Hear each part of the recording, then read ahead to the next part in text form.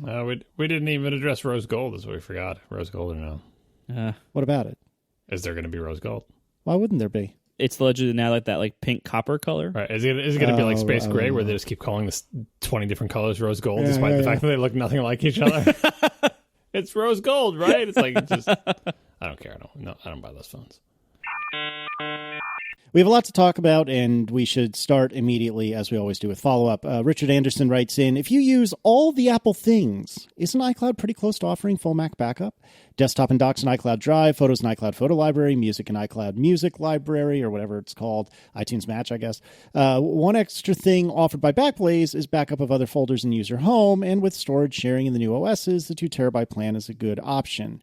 I'm assuming they mean 2 terabyte iCloud, but whatever, it doesn't really matter. More for Apple to do, but that's a lot of Mac backup they're offering. So why is that not sufficient? I will speak for me first in saying I do not use all the Apple things. I very much like iTunes Match. I have never tried iCloud Photo Library, don't trust it, don't plan to use it. I have used iCloud Drive only for things like Solver, for example, where it's just easier to save those documents to iCloud Drive, but I don't use it as like a Dropbox replacement where I'm just putting random crap in there. And I think that was most of what they said. So for me, I don't trust Apple to do those things as well as the long-standing people have done it, so I don't use Apple for all the things. Although I understand Richard's point, and I do think he is onto something. So, Marco, how do you treat all this stuff? Would this be sufficient for you? Obviously not. We're all nerds, so we're all going to have different types of data that's going to be different folders and everything else. So it's probably not going to really help nerds very much. But, I think it's basically Apple, like, hitting the big things first, picking the low-hanging fruit. So, photos are a big one. Like, what do people, you got to look at what people store on their computers. Where is most of the stuff they store? And what is the stuff that is basically hardest to lose? Like, stuff that if your computer was wiped out, what would most people freak out about losing the most? So photos are a huge one. That's probably the number one on that scale. So they have a service now to do that, and it's built into the phone, it's built into the Mac, it's built into it's like they covered photos really well. They added the documents folder and desktop folder in Sierra. I still have not been brave enough to actually try to use that feature. However, that's also, 2 big spots. Basically, where most people store most stuff is either in the documents folder, where every app in history has defaulted to saving because that's what computer people think, that's where they think you should put your documents, or the desktop, which is where people actually put all their documents. So it's great they hit those 2 big ones. But and all these, music, that's another big one, and a lot of that's moving to streaming anyway. So, they're doing it piecemeal so far. That's nice. That is better than not doing it at all, and that has probably saved literally millions of people's data loss from being worse than it could have been. So that's a great thing to do, but that's not full backup of a computer. That's a separate type of product, separate type of of design and decisions and implementation details that has to work out. So no, that is not enough to be a full backup. It is enough for many people, or it's close to enough for many people, but many people are not all people, and that's not a full backup. So it's not just that it's not a full backup. The problem is that it's not a backup. That's the real problem. So if you're going through like, are they creeping up on a full backup solution by backing up bits and bits? Those aren't backups. Those are just cloud storage of stuff. It's like calling a Dropbox a backup. Dropbox is not a backup, right? A backup is, first of all, completely service agnostic. Backblaze doesn't care what I use to store my photos. Backblaze doesn't care if I use Dropbox, Google Drive, anything like that. It's not application connected. And Backblaze makes a separate copy of my stuff, right? And I know Dropbox, you've got your local files, and they've got your cloud versions, and you've got local files on all your other computers. So you can kind of sort of view it as a backup, and the same thing with iCloud Drive or iCloud Photo Library, but they're just fundamentally not backups. So, for example, if in iCloud Photo Library you accidentally delete all your photos, and that syncs to all of your things, I know they go into recently deleted and yada yada, but stay with me here. Like if you actually legitimately deleted them, you can't restore them from your backup. It's like, iCloud Photo Library is my backup for me. No, it's not. It is a cloud synced representation of your current data.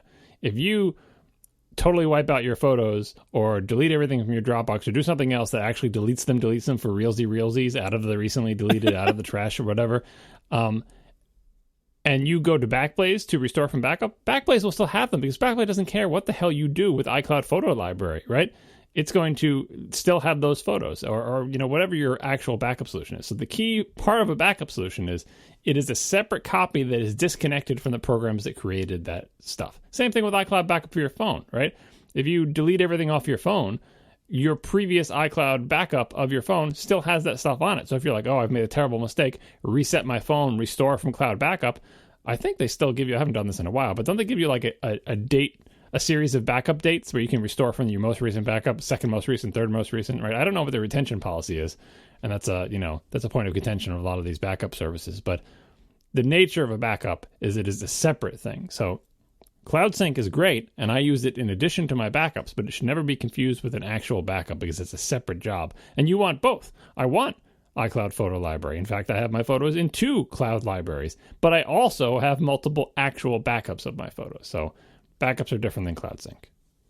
All right, Marco, you have some quick follow-up on your requirement that you spend $1,000 to take good pictures, which clearly, I mean, all snark aside, to me, I totally understood what you were driving at, and that I don't think that was intended to be a literal, like, it is impossible to take good pictures with less than $1,000 spent, but seemingly your sarcasm was not well received or understood. So can you clarify for us, please? Sure, yeah. So last episode, we talked about, one of the askatp questions was about, beginner camera advice and like some setup advice. And I had said something on the lines of you probably need to spend at least $1,000 in order to get pictures that are significantly better than like a recent iPhone's camera, because the cameras in smartphones are so good these days that it doesn't just take like a mid-range point and shoot to be better than an iPhone in a lot of conditions. A lot of times you have to be better. You have to go even higher than that. A lot of times you have to go to like a mirrorless or a high-end compact to really be better. So I had thrown out the number of roughly $1,000 as an approximate minimum. A number of people wrote in. Most of the contention seemed to be that I was prioritizing the price of the camera body over the price of the lenses. I don't think I actually said that, but I left it ambiguous, and that was my fault. What I really meant to convey with that estimate was the cost of the whole setup, body and lenses. And I'm not even including in that like an amazing high quality set of primes or zooms. I'm thinking like, what most people do, which is you get the kit lens, or if it has a kit lens, you get the kit lens for like kind of general use, and maybe you get like a 50 millimeter equivalent prime, because those are usually really inexpensive and really high quality. Something like that, like one good prime with whatever general purpose lens you're going to use on it. And usually that's going to put you over $1,000 with almost any decent setup. So that's kind of where I got that from. Again, this is a ballpark. This is meant to be an estimate. This is not, these are all like, squishy, vague things, and it's also all very subjective. The other thing I wanted to talk about with camera follow-up is John mentioned that, that I had told him at one point that the secret to, or no, Casey, one of you mentioned that I had told you at one point that the secret to photography was don't use the flash and take lots of pictures. And we got a number of people who wrote in who took offense to this because they thought that either we should learn how to use the flash properly, or that it is not necessary to take lots of pictures to take good pictures. That in fact many people can take great pictures, and as they get better, they take fewer. That's true, and that's great advice if you've already developed a good eye and good proficiency with the technical side of things. That is not true of most beginners. It's not true of me when I was a beginner. It's not true of me now. And so if you can shoot fewer pictures and get the same number of hits, that's great. That means you're getting better at it. But for beginners, it helps to take a lot, and then you can kind of see where you go wrong on some of them, and you have a better chance of having caught something almost accidentally instead of having to get it exactly right the very first time. Yeah, I thought your advice was good, which is why I brought it up. And I stand by your advice for, like you said, the general purpose person, which is exactly what I was. I was a complete novice. I was a noob, and I wanted some basic guidance on how to take a decent shot. And to me, I concur that avoiding the flash and just, trying not to just drown it out with too much light is the right answer. Now, one of the things that somebody wrote in to say was, no, you need to think about where the light is. Well, okay, sure. But that to me is like step 2 or whatever. The first step is just trying to take a decent picture that isn't just blown out to smithereens. And any normal camera, particularly when you told me this in like 2007 or 8 or something like that. So, your average camera was a point and shoot, which probably had a flash that was always ready to rock and on 90% of the time. So it made perfect sense. And I stick with it and stand by it and I think you were right to say it. So don't let the haters get you. But speaking of photos, we had a little bit of interesting feedback about printing photos. John, do you want to tell us about this?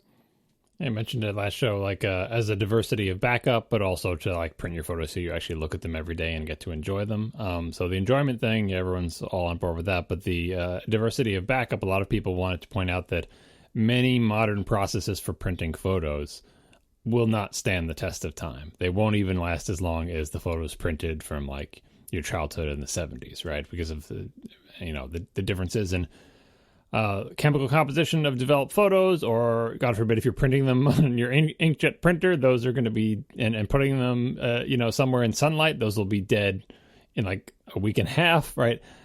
So if you are actually trying to make hard copies of your photos for the purposes of diversity of backup, you'll have to go and find someone who's going to print them on like acid-free paper with a process that's not going to, fade, or one of the colors isn't going to go all wonky or whatever. I confess I have no idea what those processes might be.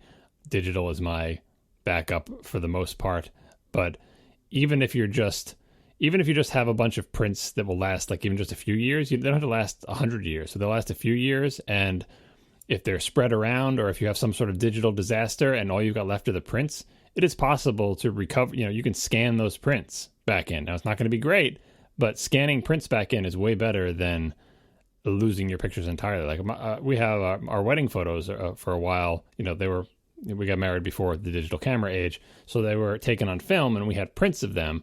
And I have no idea how high quality those prints are, but anyway, we scanned the prints, and scanning the prints didn't come out great, but it was reassuring to have the photos on our computer and backed up a bazillion times, right? And eventually, many years later, we went through the process of scanning the negatives, and that came up way better because we still had the negatives, right?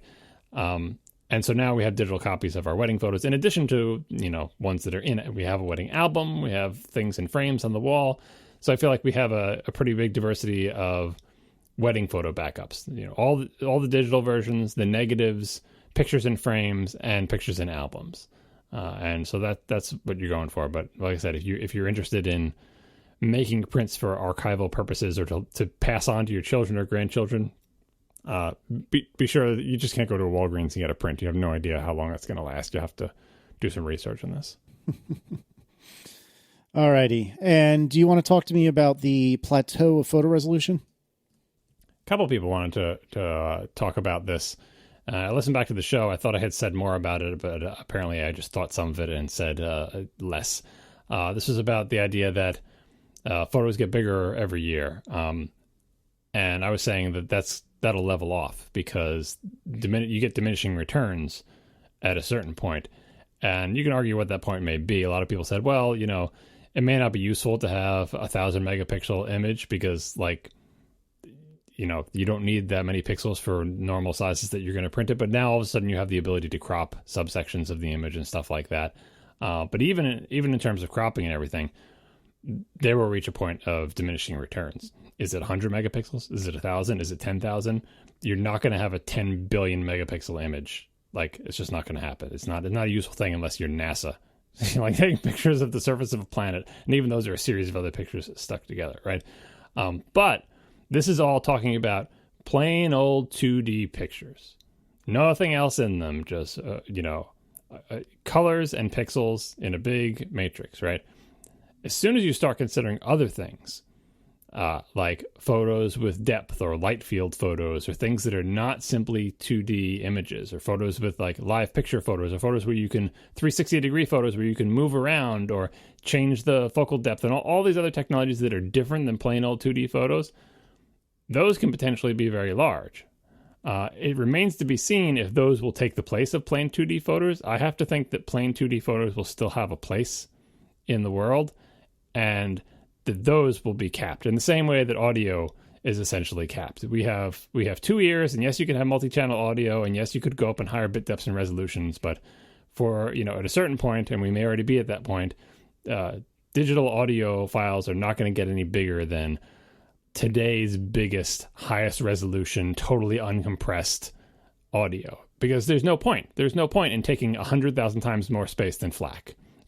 75 channel FLAC and 196 kilohertz or whatever, like the max values that we're able to do.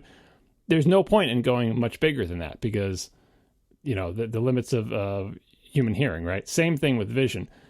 Once you go out of the realm of 2D photography into the realm of like VR or like a scene that you could travel around in, or depth maps or other things like that, then you start to go up on the curve again. I have to think that will eventually level off too, because again, our eyeballs can only see so much, and there's eventually a limit to, just even in a 3D world, how much you want to move around. But that's a different graph. But but photo resolution, like I think in our lifetime, photo resolution or plain 2D photos will level off. And if I had to guess what the number is, I would guess that it is going to be under 1,000 megapixels.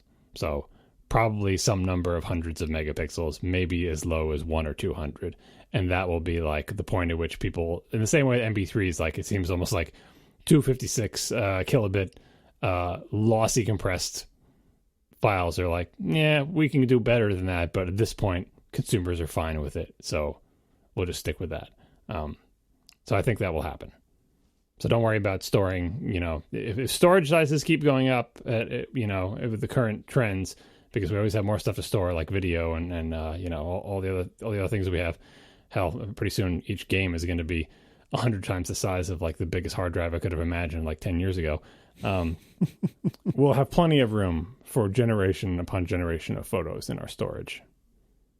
Speaking of the size of games, I was looking through some old files that I have, and I noticed that Super Nintendo games are like under a meg. They're smaller than a Mac OS icon. Yeah, they're like 200K or something. It's insane. Like, I mean, I understand it. Like, it conceptually makes sense, but it's hard for me to reason through it, or when you think about it without really reasoning through it, is I guess what I'm trying to say. Yeah. It's just like, wait, what? How can that possibly be so small? There was so many hours of gameplay I got from that. How can that be so small? But I mean, again, once you start thinking about it, it does make sense. But wow, did that really kind of freak me out when I saw that. We are sponsored this week by Away, who makes great modern suitcases. Very thoughtfully designed, high-quality luggage for the modern day. They use high-quality materials at much lower prices compared to other brands by cutting out middlemen and selling directly to you. They have now 9 colors and 4 different sizes, from a carry-on, a bigger carry-on, and then all the way up to a medium and a giant one. All these suitcases are made with premium German polycarbonate, which is unrivaled in strength and impact resistance and very lightweight. The interior features a patent-pending compression system and 4 360-degree spinner wheels to wheel it around. If you've never used a suitcase with 4 wheels, I highly recommend it. You get a TSA-approved combination lock built into the top of the bag. There's also a removable, washable laundry bag so you can keep your dirty clothes separate from clean clothes. And the carry-on sizes are able to charge cell phones, tablets, e-readers, anything that charges by USB, because it has a built-in USB battery. So it's great. You can, while you're railing these carry-ons through the airport, if you have to sit at a gate for a while, you can just plug into your suitcase and not lose your phone's charge. It is awesome. And all this comes with a lifetime warranty, so if anything breaks, Away will fix or replace it for you for life. All these suitcases are offered with a 100-day trial.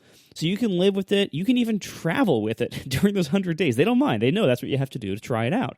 So actually travel with their suitcase for up to 100 days. And if at any point you decide it's not for you, you can return it for a full refund with no questions asked. And they offer free shipping on any Away order within the lower 48 states of the U.S. And also, if you're in New York City, they have a retail store now, so you can go to the store in New York to see them in person if you'd like. So for $20 off your Away suitcase, visit awaytravel.com/ATP and use promo code ATP during checkout. Once again, awaytravel.com/ATP and code ATP during checkout for $20 off your suitcase. Thank you very much to Away for sponsoring our show. Anyway, let's do some Ask ATP.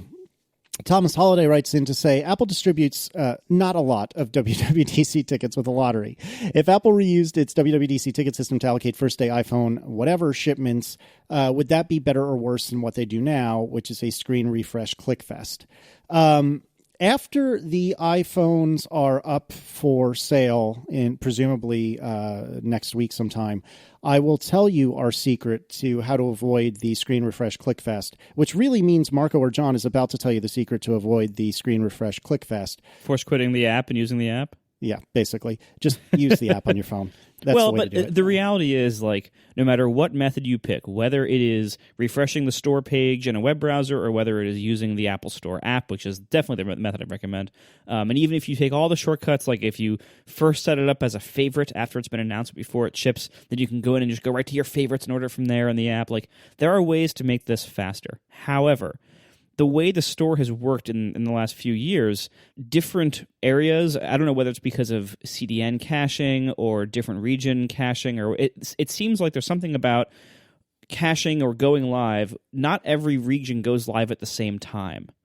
And so no matter what, if you are not one of the lucky few whose region goes up the very first, you know, whatever you're loading from might go up 5 minutes later than some other people's, and so you're already going to be back ordered, or like you're going to only be able to get the least desirable color in the largest size for T-Mobile or something like that. Like, it's going to be back ordered like crazy, and if the various rumors of, you know, low volumes and low availability due to, you know, low yields or low production numbers, if that's all true, or if it's even half true, it's going to be a crazy mess of, like, scalpers buying them, having to get them off of eBay or Craigslist, or everyone trying to, like, sneak in through the business reps. Like, it's going to be a huge mess of trying to get these phones.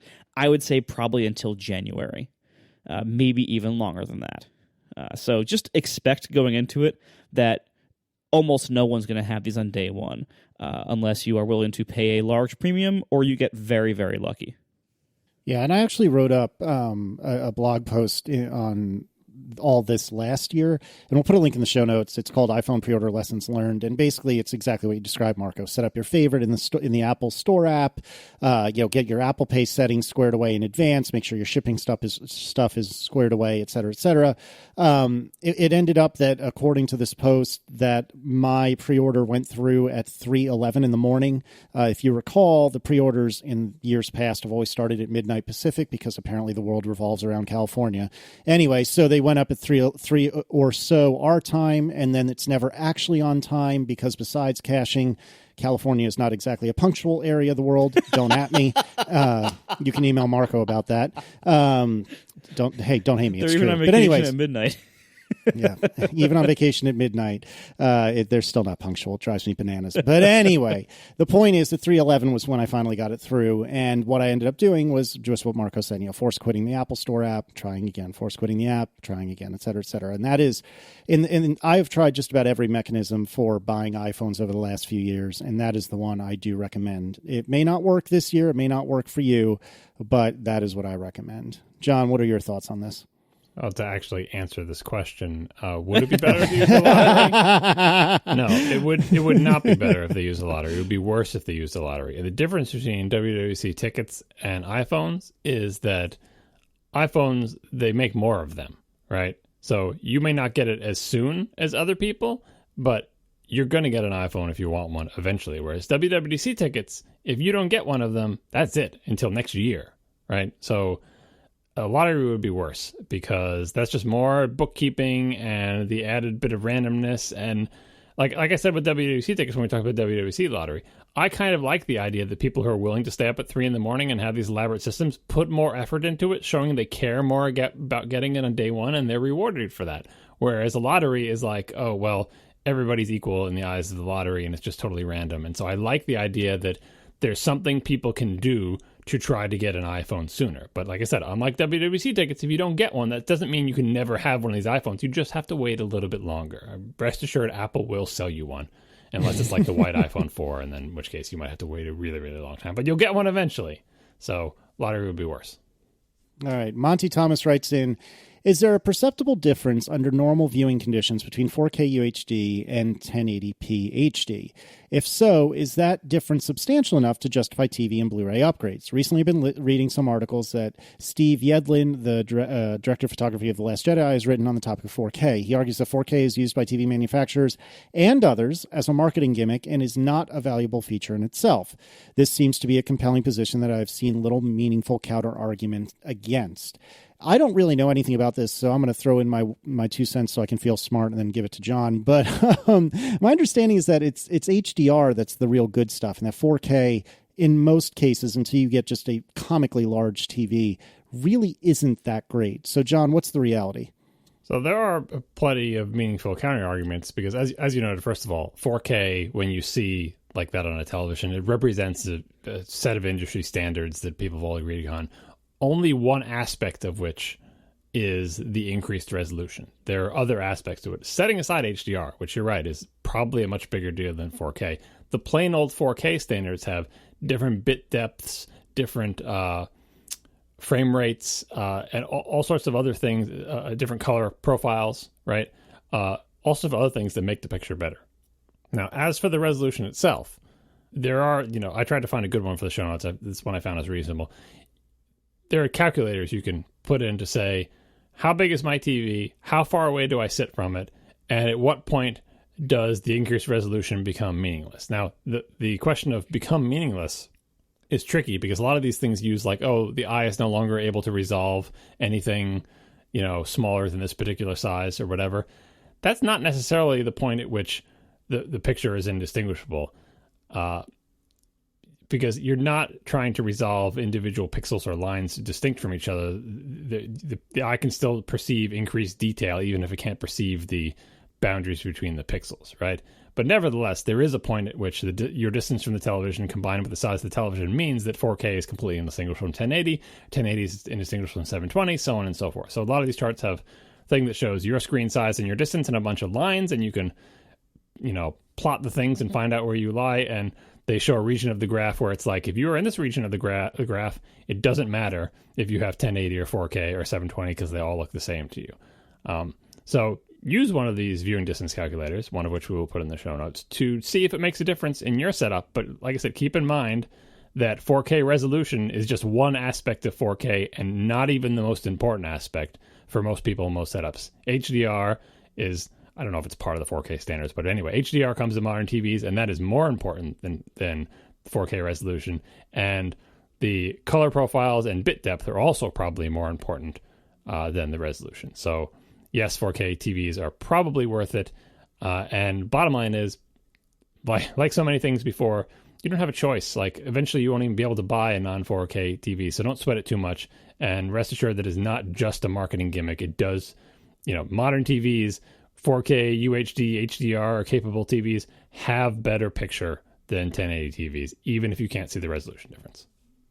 So let me ask a dumb question now. My understanding of HDR comes from when it was added to the iPhone. And my understanding is it's a way of saying, well, you're taking a portrait of somebody like at the edge of a mountain, for example, and you want the people to be exposed properly, but you also want the perhaps comparatively much brighter landscape in the background to also be exposed properly. And so my understanding of how the iPhone works is that it'll like take 2 or 3 shots at different exposure levels or what have you, and kind of stitch them together to make one shot that's exposed properly at a wide range of distances.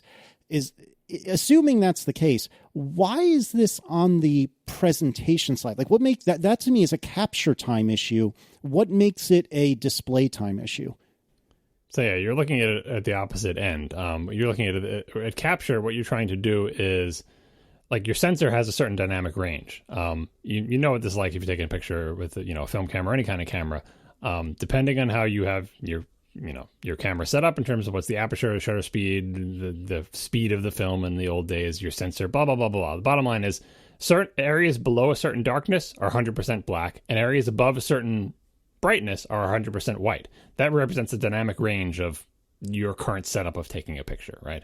And if you have an image that you see with your eyeballs or, out in the world where the brightest part is really, really bright and the darkest part is really, really dark, and that range is way bigger than the dynamic range of your capturing equipment, the way they cheat this with HDR photos and the iPhone is they will take multiple pictures at different exposures. So they will say, I'm going to take the dynamic range of the camera and shift it way over to the left and take one picture over there and then put it in the middle, take one picture there and put it at the other end, take one picture there. And then I combine them all so instead of the shadowy part of the picture being 100% black and the bright part being 100% white, I will take those 3 different pictures with 3 different exposure settings, essentially, and combine them all into a single picture, and I really hope nothing moved in between because it'll be all blurry and gross, right? That is trying to fake the dynamic range of your sensor to make it wider. Now, on the display side, assuming your content was either captured with a higher dynamic range by like a much fancier camera than the ones in our phones, or manipulated in some way in a computer to add more dynamicism back in it to say that the bright parts are really bright and the dark parts are really dark. Now the display has the capability to show that range. Usually this manifests in the bright parts being much brighter than you thought. But it's the same thing. Like if you take your television and like crank down the brightness or whatever, all of a sudden the shadowy areas just become 100% black and you can't see anything. And the same thing, if you crank up the brightness, you lose all detail in the light areas, right? A screen with a higher dynamic range can show details in those shadows while also not washing out everything at the bright end. And like I said, TVs are pretty good at showing shadow detail. But if you want the brights to be really, really bright, you will destroy all the shadow detail on a TV with a lower dynamic range. So high dynamic range TVs, when you watch them, doesn't feel like looking out a window, obviously, because it's not like the sun burning your eyeballs out from your television, but they go much brighter than regular televisions. And when they go brighter like that, it doesn't wash out the blacks. So that's high dynamic range in the display tech. So when I watch an HDR TV, do I have to put like a little pinhole in a box and look in the box and all that, just like the Eclipse? Is that how that works? I think, I haven't been keeping up with this recently, but I'm pretty sure no television you can buy maxes out the range of like the highest dynamic range standard. Like to be compliant, you just have to, there's some fudge factor of like, you just have to be like within this range. But the HDR standards go like to super, super bright. And I don't think any television for sale today can hit the max limit of the HDR standard with the highest range. Maybe it's Dolby Vision, I forget. Because if you were to crank any current panels to that level, it would wash out the dark. So they have a much higher dynamic range than, I don't know what you call the regular televisions, the TVs without HDR, right? Much, much higher than that. But there's still even headroom in current standards. But no, you won't need to burn your eyes out. Although I imagine if you're watching it in a really dark room and a poorly mastered movie switches from a really dark scene to a really bright scene, you're gonna squint. I've had that happen with my non-HDR TV. You ever watch like a movie in the dark and it switches from they've been in a dark scene for a long time, then it switches to bright sunlight and you squint? I've had that happen with my extremely dim, by standards of HDR or even terrible LED backlit LCDs. I've had that happen with my plasma, so I imagine that'll happen even more so with HDR. Finally, for askatp, these previous 2 were really long. Are you accepting askatp via email? Because that was not part of the agreement.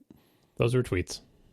I'm skeptical. Tweet storms. That's what people do instead of blogging. I was going to blog this, but how about I write it a sentence at a time with numbers at the end of it? Every time I read that, I just think, what happened to blogging? All you got to do is do one tweet with a link to a blog. That's it. But people don't want to click through the link, so they'd much rather read what you write one tiny paragraph at a time. In some ways, it makes people condense their thoughts and say, so they don't just ramble on and on and on. But the other way, it's like just too many damn tweets. Anyway, this was like 3 tweets. I accept that. Well, it's better than tweet shots, at least. Oh, amen, brother. I hated tweet shots. What are tweet shots? When you would take a picture of it or take a screenshot of the thing you're trying to talk about, you like write it and in then notes? highlight the section. Oh God. Oh no, that's like a feature of the Medium site, isn't it? That they like manufacture those pings programmatically for you or whatever and upload them. Yeah, what was it? Like One Shot or something was an app that used to do it and was really popular for like 2 months or something. Yeah, you say it's better, but I would rather click on one of those stupid images and read it than have to scroll through 75 tweets. I don't know. In any case, just let the record show that if you're writing a tweet storm, your question is probably too long. Matt Sullivan writes in one tweet in an obscenely short amount of characters, and I commend you for it. What would you, or let me try that again. Would you discuss why and how y'all use Plex Media Server? I would love to, because I love talking about Plex. So this, we might not have time for the iPhone announcement predictions because this is going to take a while. So what I use Plex for is a front end to any sort of video media that I have. So that's TV shows, it's movies, it's a collection of music videos that I tend to like to watch from time to time. It's concerts that I have. It is to some degree home movies, though I don't have a lot of those split out right now. But Plex is an unbelievable front end to basically any kind of media. It does do music, although I don't think it's particularly fantastic. It does do photos, which is okay. But to me, video is where it's really at. And what's great about Plex is if you can suffer through their very opinionated naming structure and their very opinion way of how they want you to name things, then it will find all the metadata for your stuff automatically. So if you name, the file for the movie that you're trying to put into Plex, I don't know, the rundown space paren 2000 paren or whatever the year it came out, it will go to not IMDb, but an equivalent thereof. And it will grab the poster. It'll grab the cast. It'll grab all sorts of stuff. And so the Apple TV app, as an example, is a really phenomenal front end. The Plex Apple TV app is a really phenomenal front end to all your media. What's also great about Plex is if it's being run on a machine that is even reasonably powerful, it will transcode that media on the fly. So say something fell off the back of a truck, and let's say, for example, it's an MKV, it's a Matryoshka file. That isn't something the Apple TV can natively pick up or read. I'm sure someone will actually me on this one, but let's just go with it for now. So it can't read an MKV natively. Plex is smart enough to see, the client that's trying to play this is the Apple TV or an iPhone or an iPad. It really needs to be H.264, et cetera, et cetera. So I will either repackage it so that it's being presented in an MP4 container, or I will actually transcode the darn thing so it is H.264. And it does it all on the fly, all transparently. You don't have to think about it. The other phenomenal thing about Plex is if you expose a couple of ports in your router, you can access all of your data, all of your media remotely. So, as an example, when we were at the beach a few weeks ago, we wanted to listen to music or put on a movie or what have you. And what we would do is we would hook up my Fire TV stick. It has a Plex client, and we would connect to my Plex server at my house. So we were in North Carolina. Obviously, the house is still in Richmond. And we would connect to Plex, and we would play our movies remotely from North Carolina, which is really awesome. And then what's even greater, which people don't talk about that often, is if you have really close friends that you're willing to share your media with, you can become Plex pals. That's my word. I just came up with that. I really like it. Plex pals. Bulk bag. Anyway, so you can become friends on Plex, and that means that you can stream from each other's libraries. So as an example, all three of us are friends on Plex, and so if I ever wanted to watch something that I don't have, but Marco has or that John has, I can just go to their Plex servers from my house and stream right off their servers. And similarly, if Marco ever wants to watch, Top Gear or the Grand Tour or what have you, I mean, if I hypothetically had those on my Plex server, that is, then he can just stream direct from me. And in fact, if you're a Plex Pass member, and this is where you would start having to pay for it. Actually, I think the iOS app might be paid, but there's no recurring fees. Plex Pass does have a recurring fee, and if you are a Plex Pass member, you can actually download this media onto your devices. So I can download stuff from my server onto my device if, say, I'm going on a plane or something like that. And then furthermore, if I want to, I could give Marco or John the ability to download from my server. So by default, you can only stream, but I can go and say, no, Marco and John can download from me. And I think I have actually, but anyway, Marco and John can download from me. And so they can download my source files onto their devices. So it's a really good kind of omnivorous. It will consume anything. It will spit it out in any way you need it. It's on darn near every platform. And it's really, really great if you can suffer through naming your files in a particular way that makes Plex happy. I don't find that way terribly egregious. I know a lot of people that think it's absurd and completely unintelligible. I have a couple of blog posts I've written about this in the past. I'll put links in the show notes, but it really isn't that bad. For TV shows, you make a folder with the name of the TV show, the Grand Tour. In there, you make a folder per season, season 01. In there, it's the Grand Tour space S01 E01 dot whatever. That's it. That's the whole thing. So it's really not that bad. I have talked a lot. Marco, John, thoughts? I have none. John? Well, you kind of got it. Why you use Plex and how? I mean, how do we use it to watch video, right? So that's what we use it for, I'm pretty sure. Yeah. I mean, I guess the only thing I had to add is I have video from all sorts of places. As we've established on past shows, I can't even remember all the subscription services I subscribe to. I think it's probably all of them at this point. And I have a TiVo, and the clients for all the streaming services some of them are on my television, some of them are on my TiVo, some of them are on Apple TV. They're all over the place. And the PlayStation, everything else is hooked up to it. So I don't have all my video in one place. A lot of people use Plex as their clearinghouse, but I don't. I have plastic discs with video on it of various kinds, Blu-rays and DVDs. I have movies saved on my TiVo that are marked not to delete, that are just convenient to watch them in that way. And it really depends on... I mean, it's kind of annoying. How do you know where your thing is? I just know because I put them all there. But the big fancy movies that I care about, I just watched Blade Runner for when we did the Mike of the Movies Revisit thing. I watched that off my Blu-ray, the actual plastic disc, because that is the highest quality version of that movie that I have, and I wanted to see it in really nice quality. Other movies that we play for the kids a lot, we have the plastic discs for them, but I don't want to take out the disc, and I don't want them touching the discs, and it's just a mess, and it takes a long time or whatever. So we have a lot of those ripped, and they're sitting on my Plex server. Why? Because I didn't buy them on Apple TV. I bought the Pixar, Blu-ray, whatever, right? I don't care about the Blu-ray quality for when the kids are showing it. So sometimes the Blu-rays come with a digital copy, but if they don't, I will rip the Blu-ray and re-encode it as smaller H.264 and put it on my Plex server. And so now they have a way to watch a movie immediately. I don't know how they keep track of where everything is, but eventually they just learn, hey, Moana's on the Plex. You don't have to get the disc, right? Just play it from there. And we do buy things on iTunes, and they just keep track of, the Hunger Games movies, we bought those on iTunes. So if you want to watch those, they're there. And kids are adaptable, and they learn. So I use it as just another place to hold video that's convenient to play it from, because Plex is very convenient. It looks nice. Like Casey said, it will get the cover images. You can change them if you don't like them, which I appreciate because I always pick alternate covers. You would. Yeah, and it's pretty good about matching up the metadata, and it presents a nice interface. And I have clients on lots of different places on iOS devices and on my television.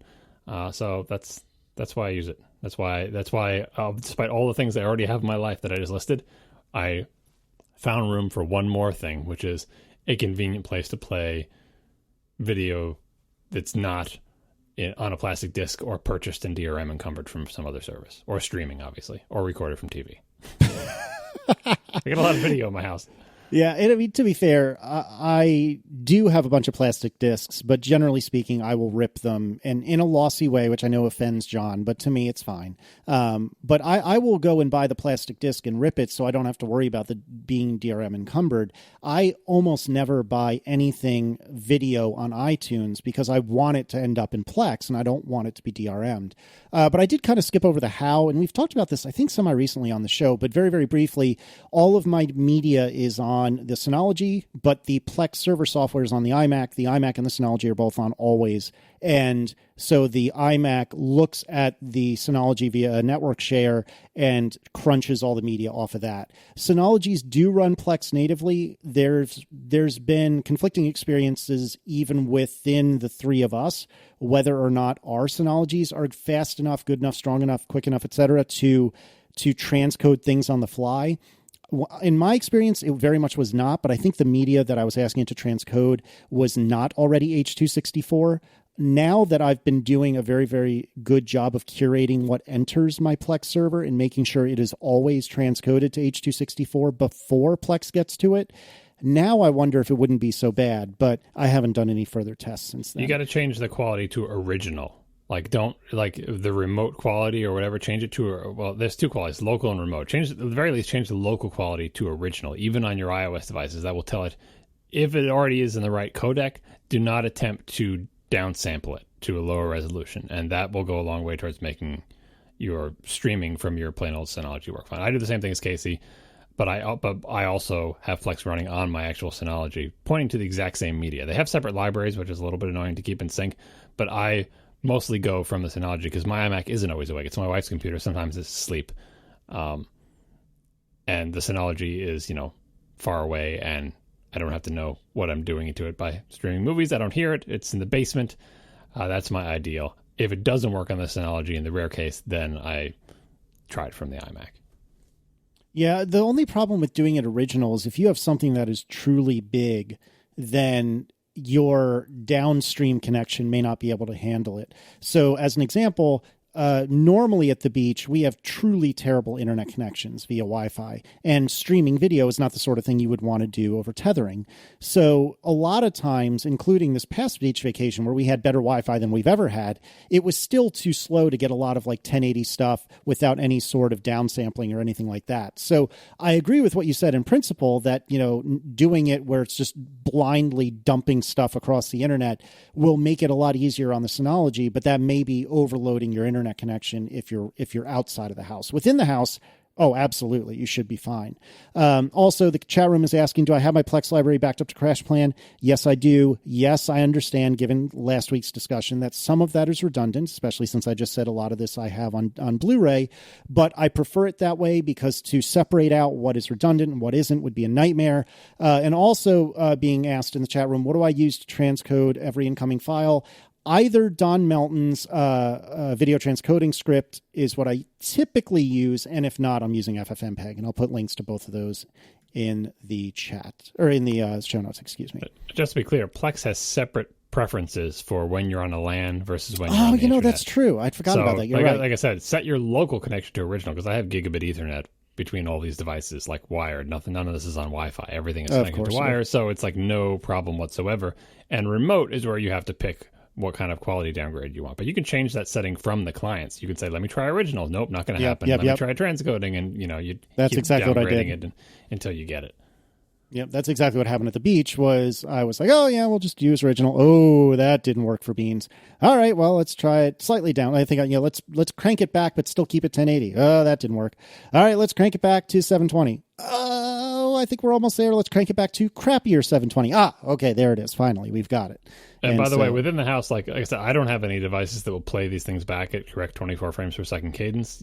You may have a different box that is able to do that, but you can do multi-channel audio. Like, so if you rip something, rip it with 5.1.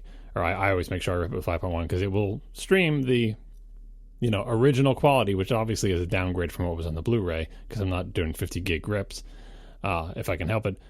And it will also stream the multi-channel audio as well, and that will be the same as it was on the disc. So it makes for some pretty big files, but within the house, it is a perfectly acceptable way for the kids to watch a movie so I don't have to get a disc out. We are sponsored this week by Hover, domain names for what you're passionate about. Go to hover.com/ATP to learn more and get 10% off your first purchase. Show the internet who you are and what you're passionate about without tying it to whatever big service or publishing platform is popular in the current day and age, because that changes very, very quickly. You don't want to be the last person in your group with the .aol.com email address. I mean, my first email address was at juno.com. That was not that long ago, really, and that sounds ridiculous today. My first website was at GeoCities. That's shut down. It's gone, and there's nothing I could have done about it. Both of those things seemed huge and invincible at those times, but this business changes quickly, let's face it. So the best thing you can do to keep your online identity future-proof, to keep it stable, to keep you from ever having to email out everyone you know saying, hey, I have a new email address, update your address books, because nobody ever does that, and everyone hates getting those things. Get your own domain name, and put your email there, and put any websites on your own domain names. This is the best thing you can do to keep your stuff future-proof on the internet. And the best place to buy and manage domain names is Hover. Hover offers over 400 domain extensions, from the regular, normal ones like .com to all the crazy new fun ones like .plumbing, .diamonds, all these crazy ones. And there's no tricks, no upsells, and no scammy add-ons. And all of it comes with free WHOIS privacy, so your information stays safe from spammers. Hover Connect is also a great feature that lets you set up popular web hosts on your domain with a few simple clicks. And if you need full DNS control, they have that as well. It's very, very easy, whether you're a novice or whether you're an expert, to use Hover. And if you need any help with anything, their customer support is top-notch. I have almost every domain I own at Hover, and it is a breeze to use. Visit hover.com/ATP to learn more and get 10% off your first purchase. Hover. Get a domain name for whatever you're passionate about. John, tell me about your work computing situation, because I hear it's just recently changed. Yeah, so my 2009 Mac Pro that I've been using since 2009 at work, it was the first Mac our company ever bought, and I'll be sad to see it go. It's been a trooper. It still works fine, but I do now have a 2017 Mac Pro. They got Space Gray. I think they got Space Gray for everybody. MacBook Pro, you mean? Yeah, MacBook Pro, sorry. Wishful thinking. Small difference. Anyway, yes.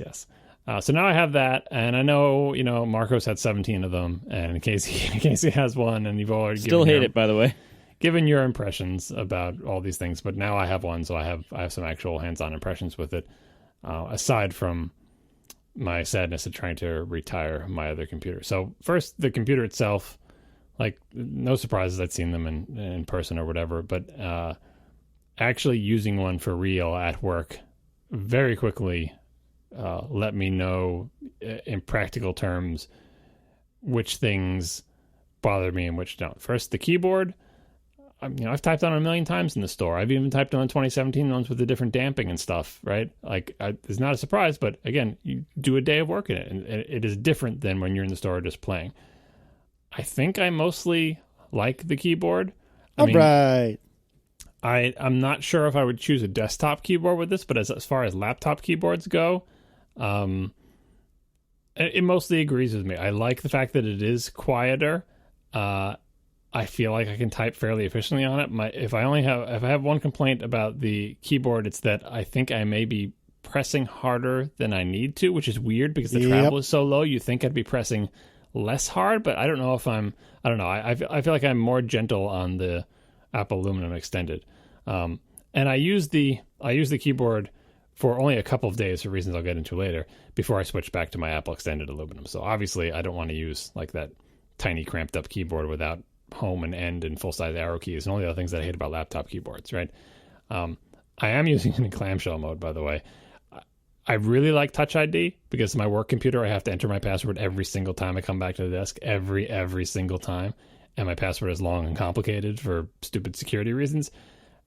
I was like, Touch ID, this will finally save me from it. But because I'm in clamshell mode, I'm so good at typing my password that it's faster for me to type my password than it is for me to open the case, put my finger on Touch ID, and close it. Touch ID is not as fast as it is on the phone, right? The thing about the laptop as a laptop, setting it aside, connecting it as my sort of clamshell desktop machine, that I was very surprised at how I cannot handle is the escape key in the touch bar. I cannot handle it in real life when I have to press that key. I just can't do it. Like, I don't even like VI to begin with. But the added insecurity of knowing, did I actually get out of it, get into command mode? Did I actually hit the escape key? Because I have no way of knowing if I hit the. I almost wish the computer beeped when I successfully hit the escape key, because I just don't know. I reach my finger up there to hit escape instinctively, and I land on an unmoving slab of whatever that stuff is, like plastic or glass or whatever. No, my whole body revolts. I cannot handle it. Just that one key. And who hits escape? Apparently I hit escape all day long. Like whether it's, escape X and Emacs, or I'm stuck on a machine that has VI and I'm hitting escape. No. And this is totally a surprise to me, because I went in the store. It's like, oh yeah, I can hit it. No, it activates fine. Like, but when you're doing it for real, like doing real work, and you just expect to be able to hit the escape key with your pinky or whatever, and that thing is there, I don't like it. I do not like it at all. as much as I love Touch ID, I would be with Marco in the the MacBook Escape camp, which I need an escape key right now. All the other keys in the touch bar, I could take or leave. Like, it bothers me a little bit that there's a thing with flashing lights under there, like it's another screen kind of flashing in my face. But some of the more annoying things you could turn off, like the auto suggestions as you're typing and crap like that, I could mostly take or leave it. I think if I had the choice and they gave me one with regular keys, I would leave it, even setting aside the escape thing. So, not a touch bar fan, but the escape key is my big evil thing. I haven't had a lot of accidental input. I don't mind the trackpad any more than I mind other trackpads. I think I'm getting worse at trackpads in my old age. I've never been good with trackpads. I've always hated them, and now I think I'm getting worse. Especially with force touch, because when I'm getting worse with the trackpad and I'm just like in the middle of a drag operation or some crap and I got to move my fingers around, I end up pushing too hard in it and going through to force touch, and then I just like disable it or in that application so force touch doesn't mean anything anymore. I don't like trackpads. But anyway, I got this thing's closed. I'm not using it as a laptop if I can at all help it, because I don't like laptops. So then I'm faced with the challenge of how I connect my 2009 peripherals, right? These are all, well, they're not all 2009, but the screen is from 2009. It came with the computer. It's a 24-inch LED Apple Cinema display. I think it was their first LED backlit monitor. Yeah. It was one that looks just like the Thunderbolt display and has a mini DisplayPort connector, but is not actually a Thunderbolt. It came out right before Thunderbolt came out. Yep, and it was the first of that style. Like, so what I'm staring at right now is a 23-inch Apple Cinema display, which has a matte screen, had white on the side, it was aluminum with curved things on it, and was not LED backlit, right? So this was the one after that 24-inch LED backlit, and it's mini DisplayPort. This display, I got it with my Mac. I don't remember when I got it. I think it was my only real choice because the Apple was weird with its monitors. It comes with a very, very short cord that goes out into like a 3-prong rat tail thing. So like this little cord like the size of a power cord, and then it splits into 3 separate things. One is MagSafe. I think it's MagSafe 1. It is. Right, yeah.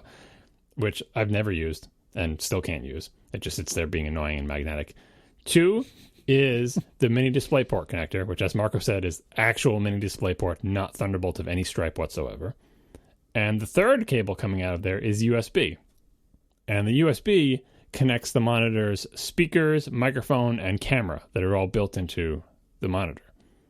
So that's my monitor, and I want to keep using that monitor. The reason I want to keep using that monitor is 24 inches. It's small, right? It's 1920 by 1200. The reason I want to keep using it, this was part of my plan, is because I hate laptops and because I hate anyone to move my windows, I was going to take this 15-inch MacBook Pro, put it into scaled resolution at 1920 by 1200, and put it into mirroring mode. So when I open and close my laptop and disconnect it from the screen, nothing moves because the resolution of my big screen is exactly the same as far as the computer is concerned as the resolution of my small screen. Plus or minus the retina, right? But it handles that. Like it figures it out, right? And that part works. But for that to work, I was faced with the problem of how do I connect this thing I just described to my computer? And I also have an Apple Aluminum extended keyboard, which, postdates 2009. Like whenever that came out, I got that.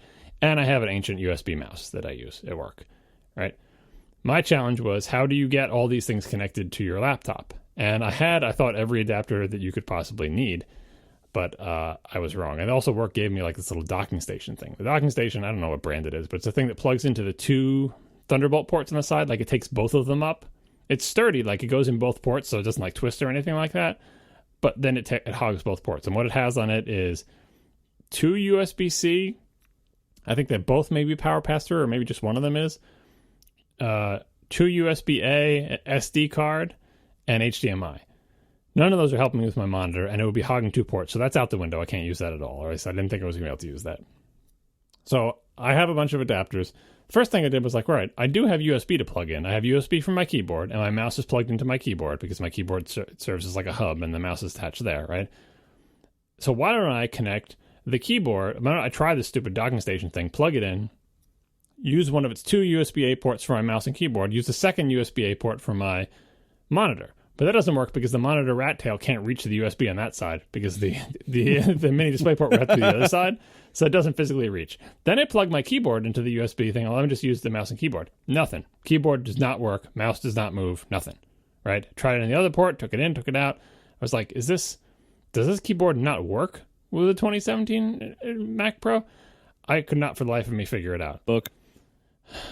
I Googled for it. Some people think it's a bug. Some people said, oh, you have to use an extension cable, which I have, which was frustrating to find. The answer is just use the extension cable that came with the thing. And I'm using the extension cable. So I tried not using the extension cable. Didn't make any difference, but that didn't work. Monitor-wise, I had to buy an adapter that is mini display port to Thunderbolt, whatever, that has a power pass-through, so I don't have to, hog the power port for that. Then I have C to A connector on one side for the monitor's camera, speakers, and microphone. And then on the other side, I had a C to A connector for my keyboard. And the plain old straight through Apple C to A connector does work with my keyboard and mouse 50% of the time. Sometimes you plug it in, the keyboard doesn't work. Lord. You just unplug it and plug it back in, and then it does work. Very disconcerting. The docking station is completely dead to me. And then I had a USB-C to Ethernet adapter, which I needed for a variety of gross reasons, to get files from my 2009 Mac Pro onto this laptop. They're on separate networks. They can't see each other's IP addresses at work at all. So I had to disconnect them both from the network and then do an Ethernet cable, like a patch cable, directly from the laptop to the computer and just communicate over self-assigned IP addresses to transfer the files, which was fun. Oh my God. What is this, 2003? They're on different networks. It's a security thing. And the thing is, the networks, as far as I'm aware, the networks are based on my MAC address, all caps MAC, the medium access control address, not the capital M lowercase AC address. Not the Mac store. Yes. That's how it must be. I assume this is the case, because how does it know to give my Mac Pro this IP? It's got to be, you come on the network, you recognize your MAC address, I'm going to put you on this network, right? So I said, okay, well, my Mac Pro has 2 Ethernet ports. Surely they only entered the MAC address of one of them. Like, it has 2 separate interfaces. But apparently they entered them both, so that didn't help me. So yeah, my only way that these things communicate with each other in 2 ways. One, I could put things in Dropbox, but we can't do that for security reasons because we're not supposed to have any of our work files like outside of our network. So I can't do that, and I wouldn't be able to do that anyway because I just have too many damn files and they're too big, and it would blow my Dropbox space. I could have tried to use Google Drive for the work thing, but I thought it would have taken forever to upload and download. So the picture I sent to Slack the other day was my laptop in clamshell mode with all these adapters sticking out of it. And I think it was basically all 4 ports filled up just to be in the same state I was with essentially certainly with none of the front ports filled on my Mac Pro, because I just have a keyboard and a mouse and a monitor, and I'm using my computer. And almost every port was filled, depending on whether or not I had the Ethernet patch cable in to pull things from the other thing in there. Which means every time I want to leave the desk, I got to yank out all these cables carefully, and if I want to bring my laptop with me, which I tend not to want to. And then I did the thing where I wanted to play some music or something, and I picked up my headphones and put them on, and I'm cranking the volume, like, why is this not working? And then I heard sound coming out of some other place, and like, why isn't it's not coming out of my headphones were still plugged into my Mac Pro, and then I realized, I have to plug my headphones into this stupid laptop now, too. And so I had to snake the cable around and shove it into the little headphone port, which is totally in the wrong place for my desk. And I started thinking about Casey and his Bluetooth headphones and how I don't want to have yet another cable that I need to plug and unplug from my stupid laptop. But anyway, that's my not too brief impressions of my 2017 MacBook Pro.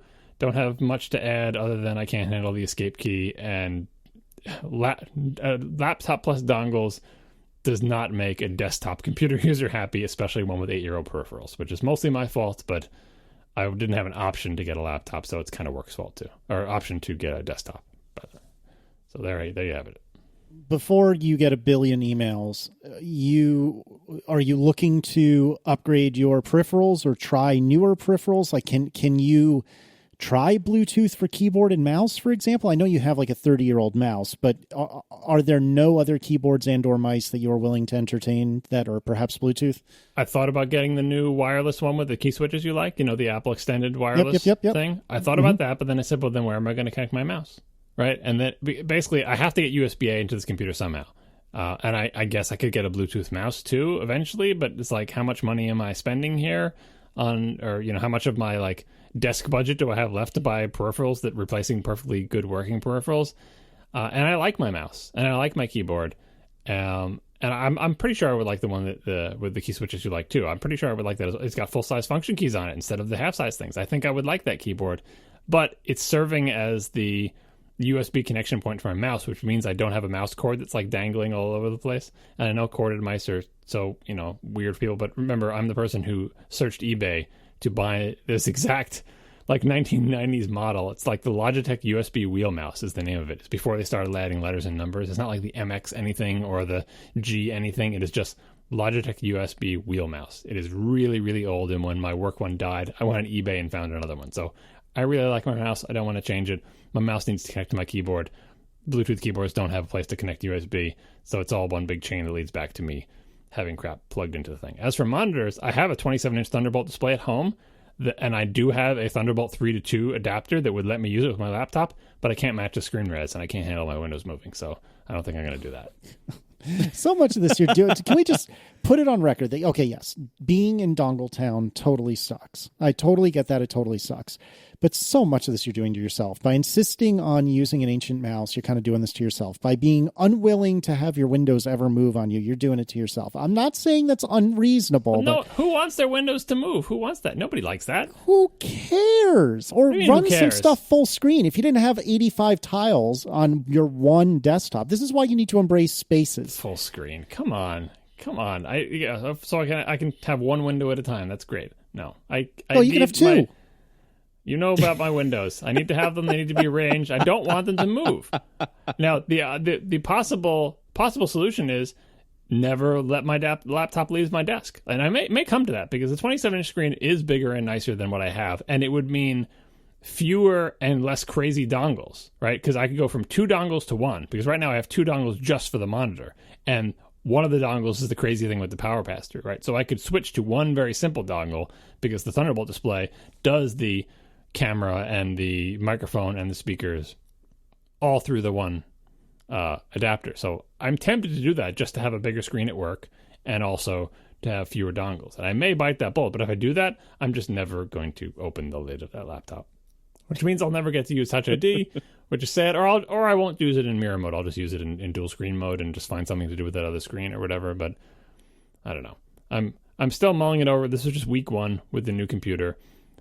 I thought it would feel like super duper faster than my old one, and I guess it does. But I got to tell you that 2009 Mac Pro is still a champ. Obviously, I upgraded with an SSD long ago, right?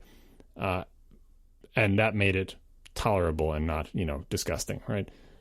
But it's still a champ. I switched back to it today earlier, and I was like, because I have essentially perfectly cloned the setup down to the position of all the windows, the desktop background, the order of the items in the dock, the software that's running on it, in my way that I do. Unplugging mini DisplayPort from one and plug it into another, it was like manual KVM, and I was like, would I know if someone switched this on me and didn't tell me, would I notice that I'm using the 2009 Mac Pro instead of the MacBook Pro? Maybe, but it's still pretty good. It's such a good computer. So why move on then if you don't absolutely have to move on from the Mac Pro? Because I first of all, I fear this thing dying. And second of all, I do want to have a faster computer and nicer things. And I thought I wanted to have Retina until I realized I'm not going to be looking at the screen, so it doesn't matter. And it's just more. It's been 8 years. I think every 8 years, it's okay to get a new computer at work. Can I get widespread agreement on that? Does it feel like it's the right time to do? I think our replacement interval is 18 months or some absurdly short thing that I remember hearing a couple of years ago. It's like, if your computer is older than how many months you can get a new one? So anyway. I made it 8 years. It's still on my desk. Officially, it doesn't. I'm not going to stop the clock until it leaves my desk, and that will be a sad day when I have to call the IT people and say, "Please come take away the computer that is listed in your inventory system as a Mac Mini because you have no idea what Macs are." I kid you not. It is listed as someone came to my desk at some point in the inventory system and said, "This is a Mac Mini," and that's what they wrote. Like they had to see it in person to write that down because if they were taking the information programmatically, they would have got the correct model on it. So I will enjoy seeing them come to retrieve my Mac Mini and then learn how painful it is to carry a 50-pound block of metal with sharp-edged handles, quote-unquote handles, on the top of it. Hey, so for the record, listeners, if you have not heard ATP number 96, which is entitled The Windows of Syracuse County, Marco and I think John begrudgingly and myself allowed for that episode to be to use the of Syracuse County title, which is something that we swore we would never allow And we allowed it in this episode because I will only speak for myself in saying I am pretty sure that is my favorite episode that we have ever recorded of ATP. And the discussion about John's window management, I was literally in tears laughing so hard at how absurd John's window management, quote unquote, setup is. And by absurd, you mean the one true way, of course. Yeah. And management, No. I think, is a loose term. Yes. Oh, it's management. I'm managing the hell out of those windows. But seriously, like, you don't do everything full screen, right, Casey? Like, do you have... No, I don't. No, I don't. So do you get annoyed by the screen flippy, switchy, gathering together crap when you unplug? As both friends and co-hosts, it is my obligation to make merciless fun of you for this. However, if I take off that hat and just be honest with you, it does bother me, but it doesn't drive me nuts. And to be honest with you, when I'm going to a meeting and bringing the laptop, it's typical that I'm doing something in one of the apps that's either half screen. So, I don't remember when this started, but in Mac OS, you can either do one window full screen or you can do two tiled side by side. So they're not full screen, but they're in that full screen mode, if that makes any sense. So in any case, typically if I'm in a meeting, I'm going to be looking at Slack, which I happen to have sharing full screen mode with messages, or I'm using Google Chrome because that's my work email. We're all in on Google Apps at work. So I use Chrome as like my work, quarantine, where Gmail and Google Calendar and all that jazz is. And so if I'm in a meeting, I'm typically working with one of those windows, which is in that full screen mode. If I'm at my desk, I'm usually writing code. And that is a combination of Xcode with taking up most of the screen, a terminal window in the upper right, and managed in just so that it's just like John. And then the iOS simulator in the bottom right, again, managed so that it's just so. And that screen, that virtual desktop, absolutely gets rejiggered every time I unplug and reopen the computer. But it takes me all of 3 seconds to get it back to where it is. So it annoys me, but it doesn't bother me. Well, it's usually only got 3 windows to arrange. It is annoying to rearrange 3 windows. True. Now imagine if you had 30. It gets way more annoying. And at a certain point, you're not going to put 30 windows back. And you're just going to surrender. The problem, John, definitely isn't the 30 windows. Definitely not the problem. I got 30 things to do. You can use more than one desktop, John, and I'm pretty sure you're not doing 30 things. No, I at don't once. use multiple desktops. That's where That's I the part ways with problem. you. No, it's not the problem. That's the solution. I hate multiple desktops. I hate spaces. I love that we're talking about this an hour into the show, the week before the iPhone. As foretold by the tweet of somebody earlier in the day. Well, I think they use 2 hours, but we'll allow for exaggeration. Yeah, I mean, and I will say one quick thought. I bet you will. Wait, really? Yeah, I'm sure this will be quick. Hey, really quickly though, Marco. Really quickly, do you believe in multiple spaces, or are you a one space only kind of guy? No, I don't. I tried spaces briefly, and I even for a long time I did multiple monitors instead of doing spaces. I figured like now here's just 2 physical spaces, and I have come to know that I'm a one large monitor and one space kind of person. Oh, you monsters. That's the way to go. You monsters. Just wait until he gets one 8K display, then he'll be living large. I know. Well, all right. Yeah, I have predictions about that probably for the Mac Pro next year. Anyway, but I will say, go ahead with your quick thought. My very quick thought about the dongle town. tick-tock of the 2017-inch MacBook Pro, or 2017 MacBook Pros. So my summer of using the MacBook Pro as my primary computer has concluded, and using it in clamshell mode with the LG 5K, doing all my regular work. If you can get over the keyboard, which I can't, but if you can get over the keyboard and you can get over the touch bar's just kind of floppiness, and in the way that it is a flop, and not that it is flexible, if you can get over all that, the ports still really irritate me. And not just in the way that, oh no, I have to buy dongles. That's kind of a secondary concern. The biggest problem for me in using this computer is that the USB-C ecosystem still can't produce reliable hardware. Like, there isn't a lot of it. The hardware that's out there is weird and limited, and it's just not reliable. So thank God I had 4 ports on this, because One of them's going to the monitor. One of them had to be my Ethernet adapter, which is the Apple Ethernet adapter, which is actually made by Belkin, but it's the one Apple officially sells as the only one they sell. It would drop packets if it was plugged into the Thunderbolt display or any hub of any kind. So you have to plug that into one of the 4 ports that you have if you're lucky. If you're unlucky, you might only have 2 of them or 1 of them. So you have to plug the Ethernet cable or the Ethernet adapter into one of the 4 on the computer.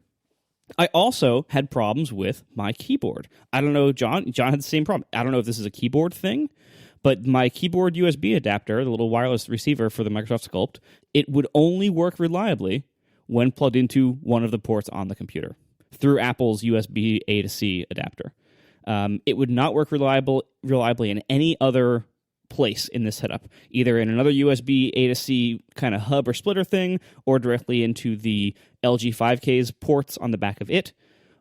So that's now 2 things that require to be plugged in to the ports on the computer. Plus the 5K monitor itself, that's number 3, which left me only 1 port on the computer that could be used for like high reliability needs devices. Now, in my case, I considered my audio interface one of those when podcasting, because the last thing I want is to have weird stuff happen to a USB device while I'm using it to record a show. So that goes into the 4th one. I'm full. That's it. And they were like, it just, the USB-C ecosystem is so crappy. And Apple is so insistent on relying on it heavily that what we have here is that even on the highest end computers, you have now a port situation that is way less flexible and way less reliable than what we had before. You know, the USB-C way, the USB-C promise is that you have these ports that are versatile and that can do anything. And that's a great idea. I hope we get there someday, but we're so far from it now. And USB-C is not that new anymore. And I'm starting to wonder, will we ever get there? And in the meantime, what are we supposed to do with these pro computers that are just increasingly difficult to use in pro contexts? You know what pros need? They need reliable hardware. They need reliable ports and as many of them as you can give them. That's what pros actually need. We have unreliable keyboards. We have unreliable ports. We have unreliable peripherals, unreliable dongles. Good luck. If you ever want to have an HDMI output, read the reviews of every HDMI adapter out there for USB-C. It's a disaster zone. And, video out is not an uncommon thing. This entire ecosystem is really crappy. And it is totally not sufficient enough, not reliable enough, and unbefitting of the Pro name to rely solely on this ecosystem of crap hardware plugged into this way fewer ports than we had before on these laptops. And the only ways I can see Apple really meaningfully helping the situation are either give us our ports back, which will never happen, or actually make high-quality USB-C dongles and hubs and adapters and docking stations and everything else, because no one else obviously is or can. So Apple shipped that weird hub that Tipster rumored for us forever ago. Oh, here we go. Yeah, that's what I'm saying. The foundational ATP Tipster rumor, we made fun of it, but now we're begging for the hub, aren't we? We're begging for it. Yes, because, look, you can't rely on the rest of the... It's just like the monitors. Apple tried to rely on third parties to make good monitors. LG tried. It sucks. So Apple's getting back into the game because they realized or they saw that the third party world just didn't and seemingly couldn't deliver on USB-C hubs, because that's what all of your pro users buying these pro laptops actually need. We need reliable, useful, many ported USB hubs, and we don't have those. Don't exist right now in USB-C. So please, for the love of God, Apple, fix this problem, because it makes it very, very hard to use your laptops the way you market them to be used if things aren't reliable. My Adorable works great. So do my Bluetooth accessories. I just want to let you know. Yeah, but you also had, your iMac was turning itself off intermittently for 3 months before you told us about it, and you're like, it's not a big deal. Well, actually, to that end, I meant to mention that the infinitesimally small or infinitely small piece of dust that has been migrating around my Adorable keyboard definitely made its way under the spacebar briefly until I blew it out with some compressed air. So who uses the spacebar? I don't think you blew it out. You got to stop saying that you blew it out. You're just moving it around in there. It seems like. Yeah, exactly. Well, that's true. That's true. You love this keyboard, though. It's great, right? No, I do. I know you're being silly, but also serious. I do love the keyboard, but I will absolutely concede after a few months' use that it is not tolerant enough to having any sort of dust getting under. I'm assuming that's what the problem was, but any sort of like debris getting under the keys. I do love it in every other way. I still prefer the Magic Keyboard ever so slightly, but that's the the current gen external keyboards. But I do love this keyboard, but it is not tolerant enough of the real world. And as much as I'm poking fun at you guys for not liking your MacBook Pros, I think part of the reason I love my Adorable so much and can suffer through it having only one port is because it's an accessory computer, which is a totally ridiculous thing to say, but it's the truth. If I really want to get something done, I either have my work, pre USB-C MacBook Pro, or I have my iMac, and I don't have port issues on either of those computers.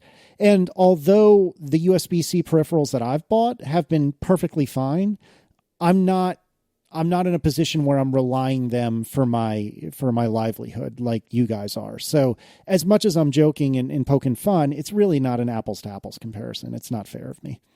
I think Marco and I have the same problem in that to varying degrees, we are attempting to connect quote unquote legacy peripherals to a modern computer. Like Marco has his weird Microsoft keyboard, which is not Bluetooth and doesn't know anything about USB-C. And I have my weird ancient discontinued mere months ago Apple extended aluminum keyboard, which used to be the most modern extended keyboard they sold until they changed to the Bluetooth one. And I have my totally ancient USB-C Belkin Ethernet adapter sold in Apple stores as of last year. Yeah, that's a separate thing. Yeah, Ethernet is legacy. Everything's wireless now. But yeah, the keyboard thing just really blew me away because you just assume like keyboard and mice, they are the most boring peripherals. How could they not work? If anything is going to work connected to any kind of adapter that makes a USB, surely like the keyboard will. That's not a demanding application. And you said you had reliability problems with it.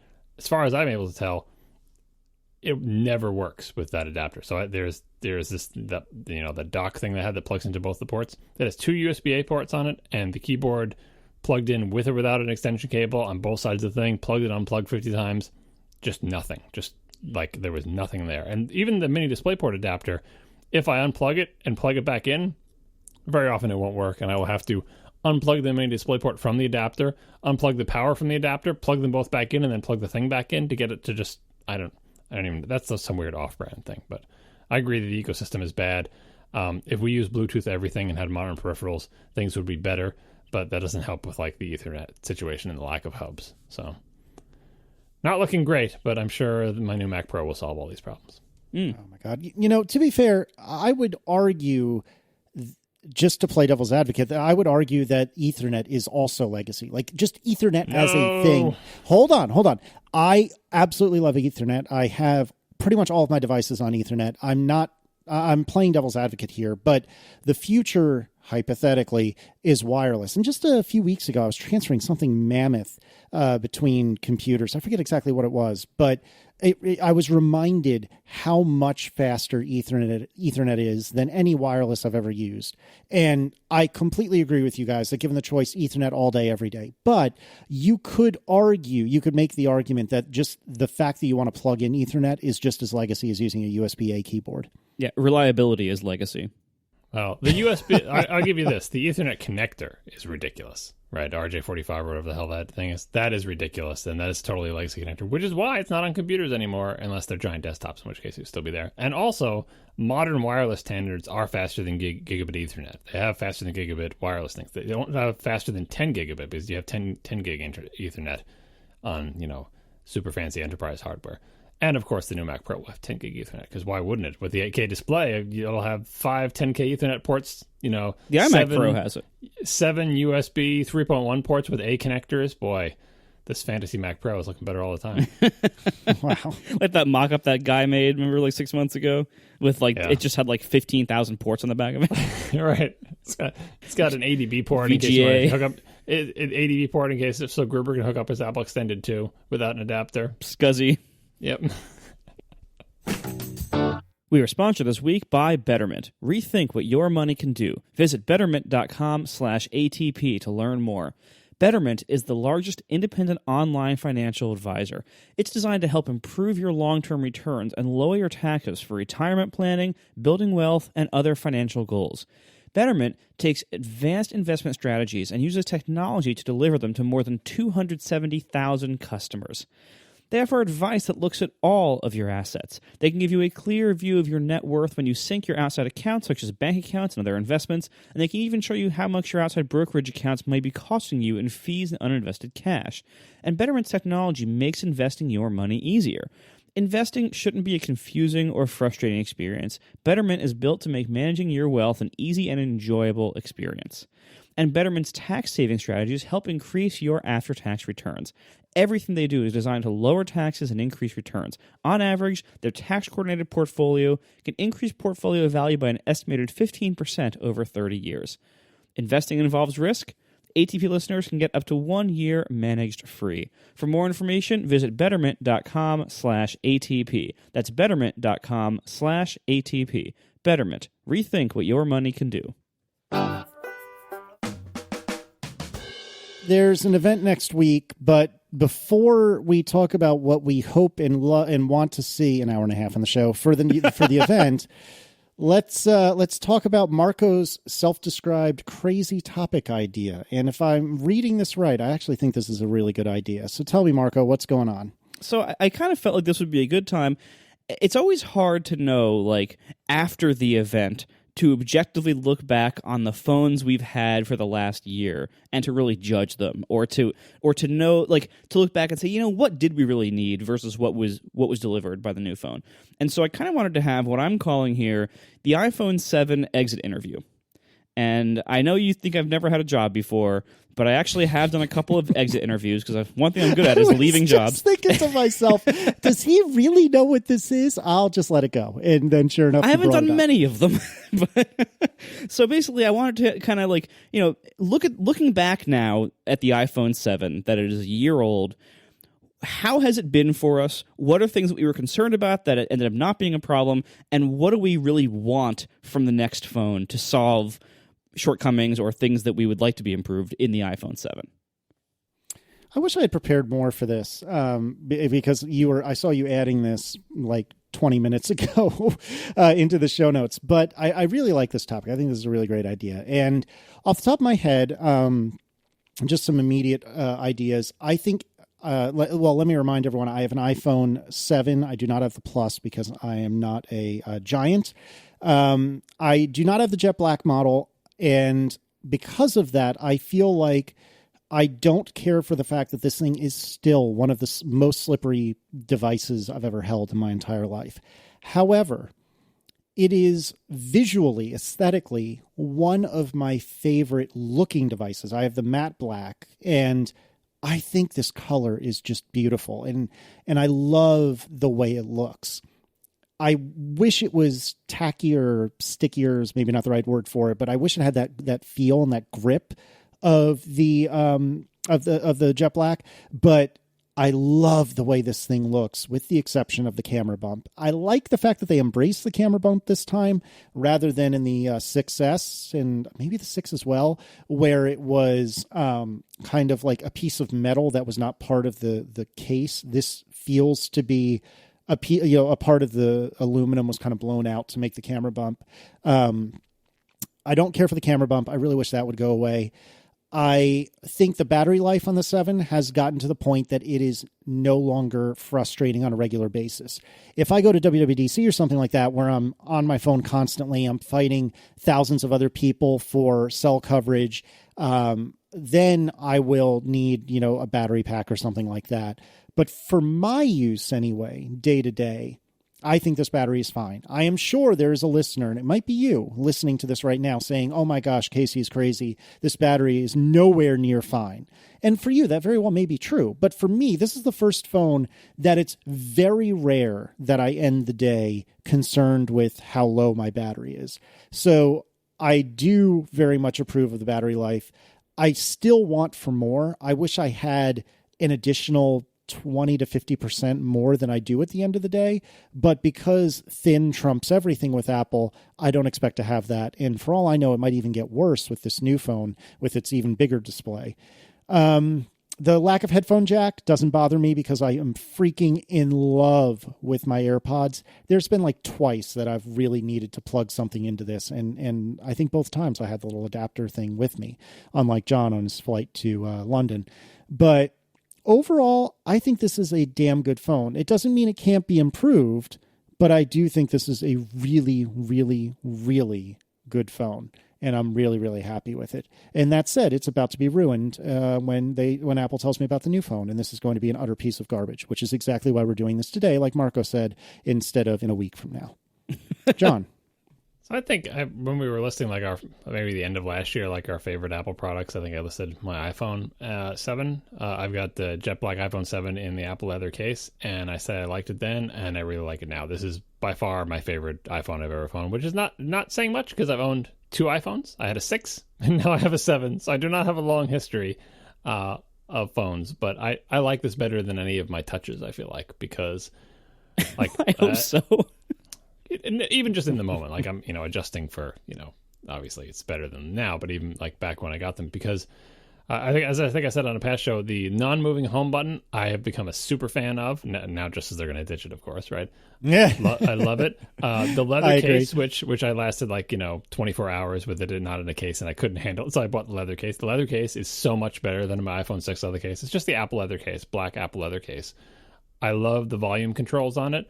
I'm good enough now that I can hit the volume controls when my phone isn't in my front or in my back pocket. Why do I have to do that? Because the damn AirPods don't have volume control on it. So I've learned this skill, but they're very reliable. They feel good. I can find them. It has not steered me wrong. Battery life is sufficient for my needs. More than sufficient for my needs. Even to the WWDC, I feel like it's okay. I would probably go with the silly hump battery pack if I had. If I did a WWDC-like thing more often, but I don't, so it's fine the way it is.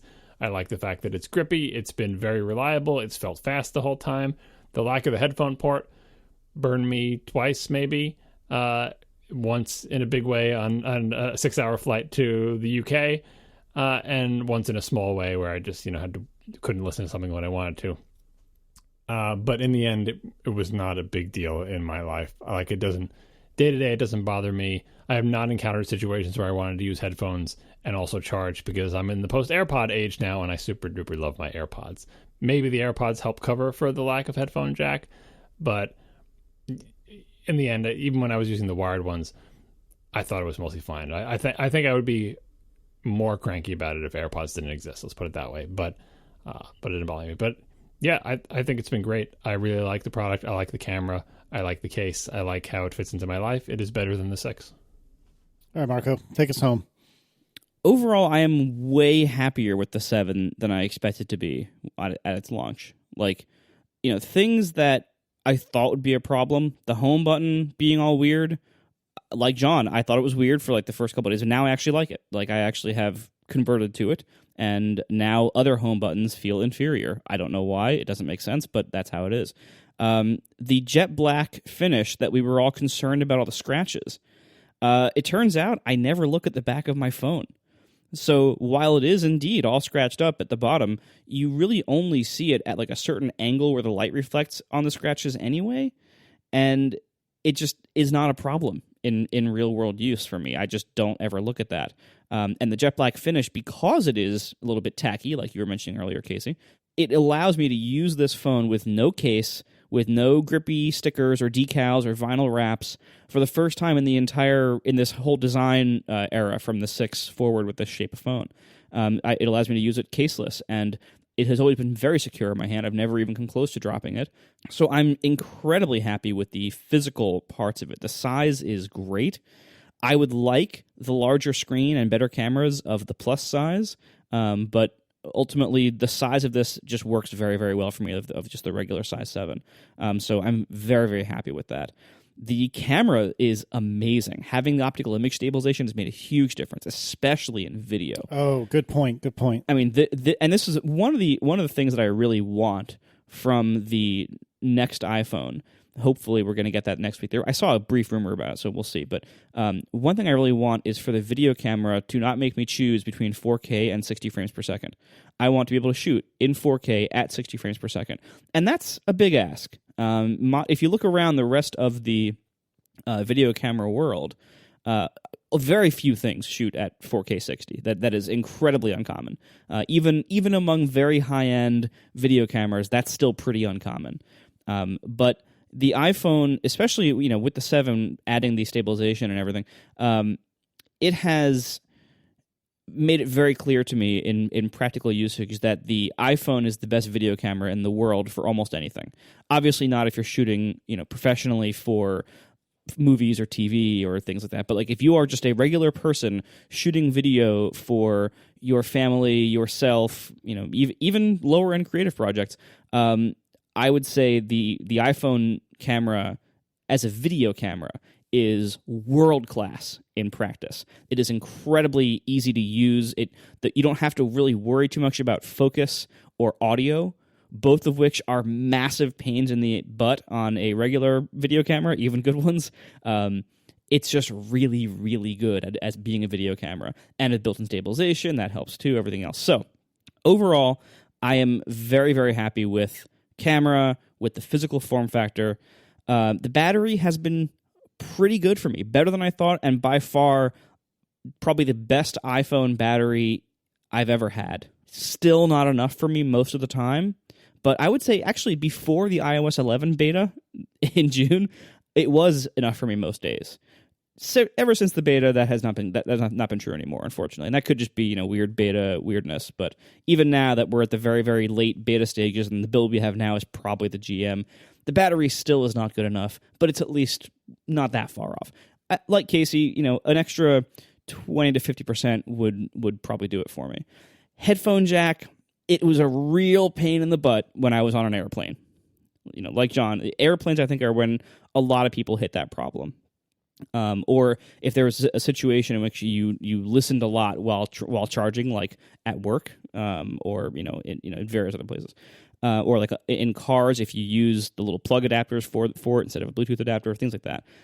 The only thing out of those that really applied to me in my life was airplane usage. So on flights, I hated it, but I eventually have figured out Bluetooth headphones that aren't so bad for planes. So I switched to those begrudgingly, giving up my awesome wired pair.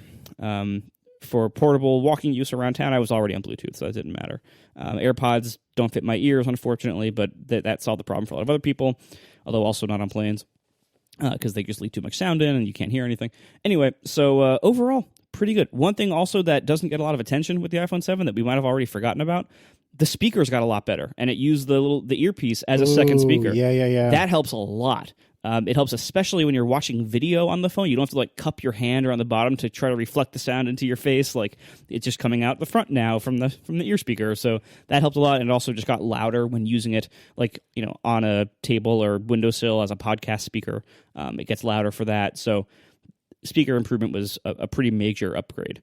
The one thing I'm hoping that we get with the new phones, we already are pretty sure that we're going to get big screen in a small body. That's awesome and huge. And I'm willing to tolerate a lot to get that, as I said last episode.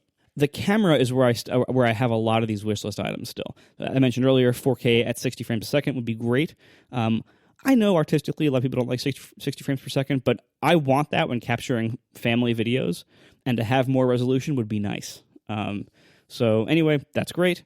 I would also like to see on the camera front, make it so that live photos, so that more of the frames in a live photo are full quality than just the middle frame. This is a similar problem to 4K 60 in that it requires dumping a lot of data off the camera sensor very quickly, and that's usually hardware limited by whatever the sensor can push out or retain or whatever. That's not an easy problem, but I bet Apple could do it.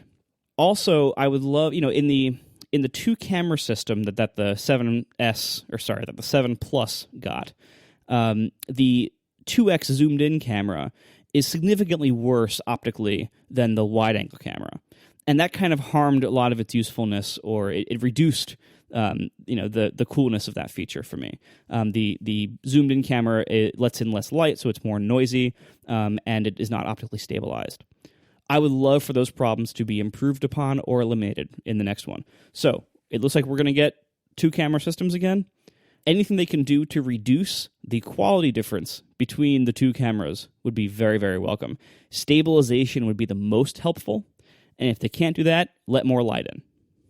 Other than that, though, I don't really know. My wish list is fairly common from what everyone else's. Sure, yeah, make it faster, make the camera better, and and more battery life, because the rumors are it's going to be thicker. Yeah, exactly. All right, so we can transition to predictions now. Some of which you've already given. Yep. Yeah. Exactly. So what do we? So on the iPhone front, they have really kept a remarkable lid on secrecy of the physical devices and of the software. Software is usually kept secret pretty well, so that's nice. But how this phone will use the screen and the weird notch on top is still so unknown. That's very interesting to me. And in fact, I have done very little work on Overcast's UI for iOS 11 so far. I've been mostly doing under the hood things and fixing table view stuff and stuff like that, because I don't want to do any UI design until I use this phone. Because for me, this could be a dramatic change in how apps are laid out, what kind of gestures they should respond to, what kind of gestures they shouldn't respond to or that don't work very well. I'm very concerned about the swipe up home button thing, that's going to basically make my now playing card far less useful. So I might have to relay that out or reconsider how that's done. I think it's wise for developers to wait a little bit before you make any major UI decisions for iOS 11, because, again, we have no idea how this phone's going to use that screen. So that's very interesting to me. And we're going to learn part of that at the event. But we're not going to really learn a lot of it until we get our hands on these phones as our primary phones and just figure them out and feel them and use them every day. So that'll be interesting. But otherwise, I do think, again, it's wonderful that we really don't know a lot of the major details here. As much as we learn from rumors and leaks and everything else, the major details, there's still a lot of holes in that picture. So that's pretty cool, I think. Especially so close to the event that we haven't seen credible parts leaks or fully assembled phones or anything. We, compared to previous years, we know not that much. The major details like jumbo shrimp. We know it's going to be an edge-to-edge screen with a notch on top with an OLED screen with stainless steel. We know so much about it. We know the dimensions. We know we have guesses at the screen res. We just don't know how the software is going to work, as you noted. But I feel like we know the same amount as normal. All these mock-ups that you see, the reason they're able to make these mock-ups is, even if they're all just fake, we built something, they have the specs down to the millimeter for this thing, and they just might not have the surface details right. So I feel like we know the same amount as we normally do. And it is more exciting stuff this year, because it's it's actually a different phone, and, with the notch and the size and stuff like that. But I think for the one bit that I haven't been keeping up with the rumors, so maybe we're just going to sound dumb, or I'm going to sound dumb by saying, if you've just been keeping up with rumors, you know the answer to this, but do you all want to make a prediction about whether this thing will have Touch ID on the back or not? I don't know what the current rumors is. Is everyone just saying that it's not a thing anymore, or is definitely a thing? But what do you think? Will this have, regardless of whether, I don't think it'll have Touch ID, just this one question, will it have Touch ID on the back of this phone or not? No. Is that because the rumors all say no? Yeah. Or no. Do they? I haven't kept up as much as... Okay. Well, I was going to guess no, just based on the possibilities of the rumors about the software swipe up and stuff, because if they're going to do stuff like that and they have face recognition, it's so clear that they're all in on the front of the phone. And honestly, I really don't want there to be Touch ID in the back, because I'm a case user, and as we discussed before, I don't want to have a lint-filled belly button to poke my finger into in the back. So I'm going to say no, both because I hope it and because most of the mock-ups I've seen haven't had it either. So that makes me kind of sad, because I really like Touch ID, and the face stuff is still a big question mark, but it seems like we're all thinking. Well, so slow down. Let's talk about that. So in my opinion, the only way that the Face ID, or whatever it's called, I think Pearl is the internal code name, we'll call it Face ID for now. The only way that Face ID is going to be okay in my book is if it's at least as reliable and fast as Touch ID. So similar to John's question a minute ago, yes or no, do you think, starting with Marco, do you think that this Face ID thing will be as good and as fast and as reliable as Touch ID to the point that you will not end up missing Touch ID? Yes or no? I think it will be at least close enough that we won't care. That's a cop-out, but I'll allow it.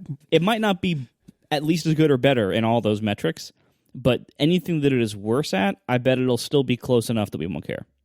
So this question is supposing that they haven't done Touch ID under the screen, right? Like this phone not only won't have it on the back, but now we're saying won't have it at all, and the only thing it will have is face.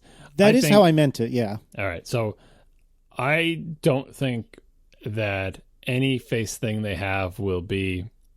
I can't imagine a situation where it'll be as fast and as convenient as current Touch ID. Because current Touch ID is really, really fast. I can have my thumb on it before I get it out of my pocket, at what point the cameras are useless, right? So no matter how fast it is, it's already unlocked by the time the camera sees my face right now, right? So nothing can beat that in terms of actual efficiency. As Marco said, though, all right, fine. But is it less efficient? Do you care? Do you care that it is a little bit slower? Because there's a trade-off there. Like, okay, well, it's a little bit slower, but you don't have to fish around for the button in your pocket. And there is some utility to that as well. So I 100% believe that Apple can make Face ID so that I don't care about the lack of Touch ID. But I don't think it's possible to be as efficient as Touch ID.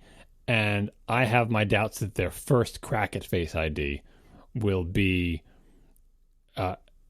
good enough that I don't miss Touch ID, because like this is going against the second generation, or is it third? I forget, but second generation of Touch ID that is phenomenally good. Like that's one of the reasons I love. I think I mentioned one in that show where I said the iPhone 7 was my favorite Apple device of the year. I love the fast Touch ID. I love it to pieces, right? And so it makes me, and that's one of the reasons I don't like the Touch ID on my 2017 MacBook Pro. It's not as fast as it is on my phone, right? So I think it is possible that in their first crack at Face ID, I will feel the loss of Touch ID if Touch ID isn't there. I hope it's not true. But anyway, I totally believe by their second crack at Face ID, I'll be in the Marco zone where it's like, nah, it's a wash.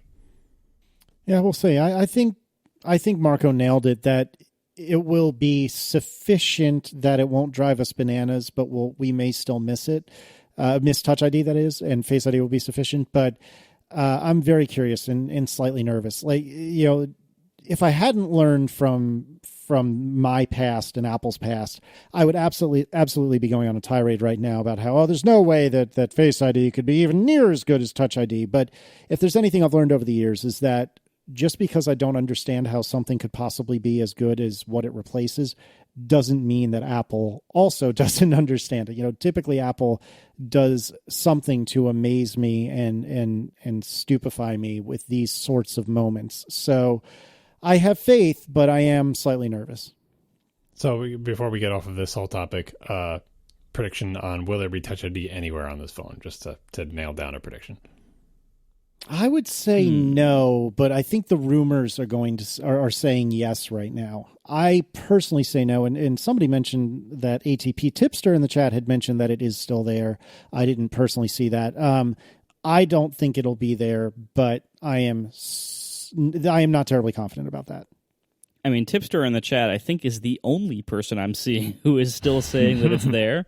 Everyone else, I think, has assumed or has actually said, no, it's gone. I hope it's still there, but I bet it isn't. Yeah, I'm with Marco. I really, really hope it's still. I really hope they figured out a way to get it to work under the screen, something like that. But if I had to put money, I would say I lean slightly towards it's not going to be on the phone. I do hope they do ProMotion or whatever they're going to call if they do 120 hertz refresh rate. Oh, yeah. You know, I would be 100. I think it's got to have that. It's got to have ProMotion. Is OLED good enough to do that? I don't actually know. Like, can you get an OLED screen of that size to do 120 hertz? I don't know if that's a limiting factor. If that's a limiting factor, then oh well. But like, I really hope it has it, because like the phones still don't have True Tone, right? That's true. Probably not. They don't have room for the sensor. I hope this isn't one of those situations, because I feel like it's not. They don't need to find room for another sensor. They just need to crank it. And if there's one thing this phone is going to have, it's plenty of grunt CPU and GPU. So I feel like there's no reason they can't do ProMotion. So I'm 100% predicting ProMotion. I'd be really upset if it doesn't have it. Yeah, I really hope they do, because on the new iPads, it's so pleasant to use that. It looks so good. You know, I described it before as it's like Retina for motion. And in practice, now that it's been kind of like it's been a few months since getting the new iPads, it isn't as big as Retina was, even for motion. Like it isn't quite that big, but it's really nice, and I would really like to have it if I can. I have to say that I set up my dad's new 10.5 inch iPad with ProMotion on vacation for him, and not that I wasn't impressed by it, like I could see it, but it was way more subtle than I thought it would be. And so I'm totally all for this feature. I want it to be everywhere, so on and so forth, but it was less noticeable to me than I thought it would be, and I was looking for it. My dad, of course, has no idea what. I didn't even bother trying to tell him because he can't even tell Retina from non-Retina. So, slightly pivoting on this new phone topic, what is the feature or features that Apple will be marketing in order to make the non-Pro or non-edition or whatever the $1,000+ phone is? What are the regular iPhone 8 and 8 Plus or 7S and 7S Plus, whatever the hell they're called? What are they going to get that's going to be enough to convince people to upgrade? I mean, the obvious answer is, it'll be a better camera. It'll be faster. It'll potentially maybe have more RAM and or potentially maybe more storage. RAM. Whoa.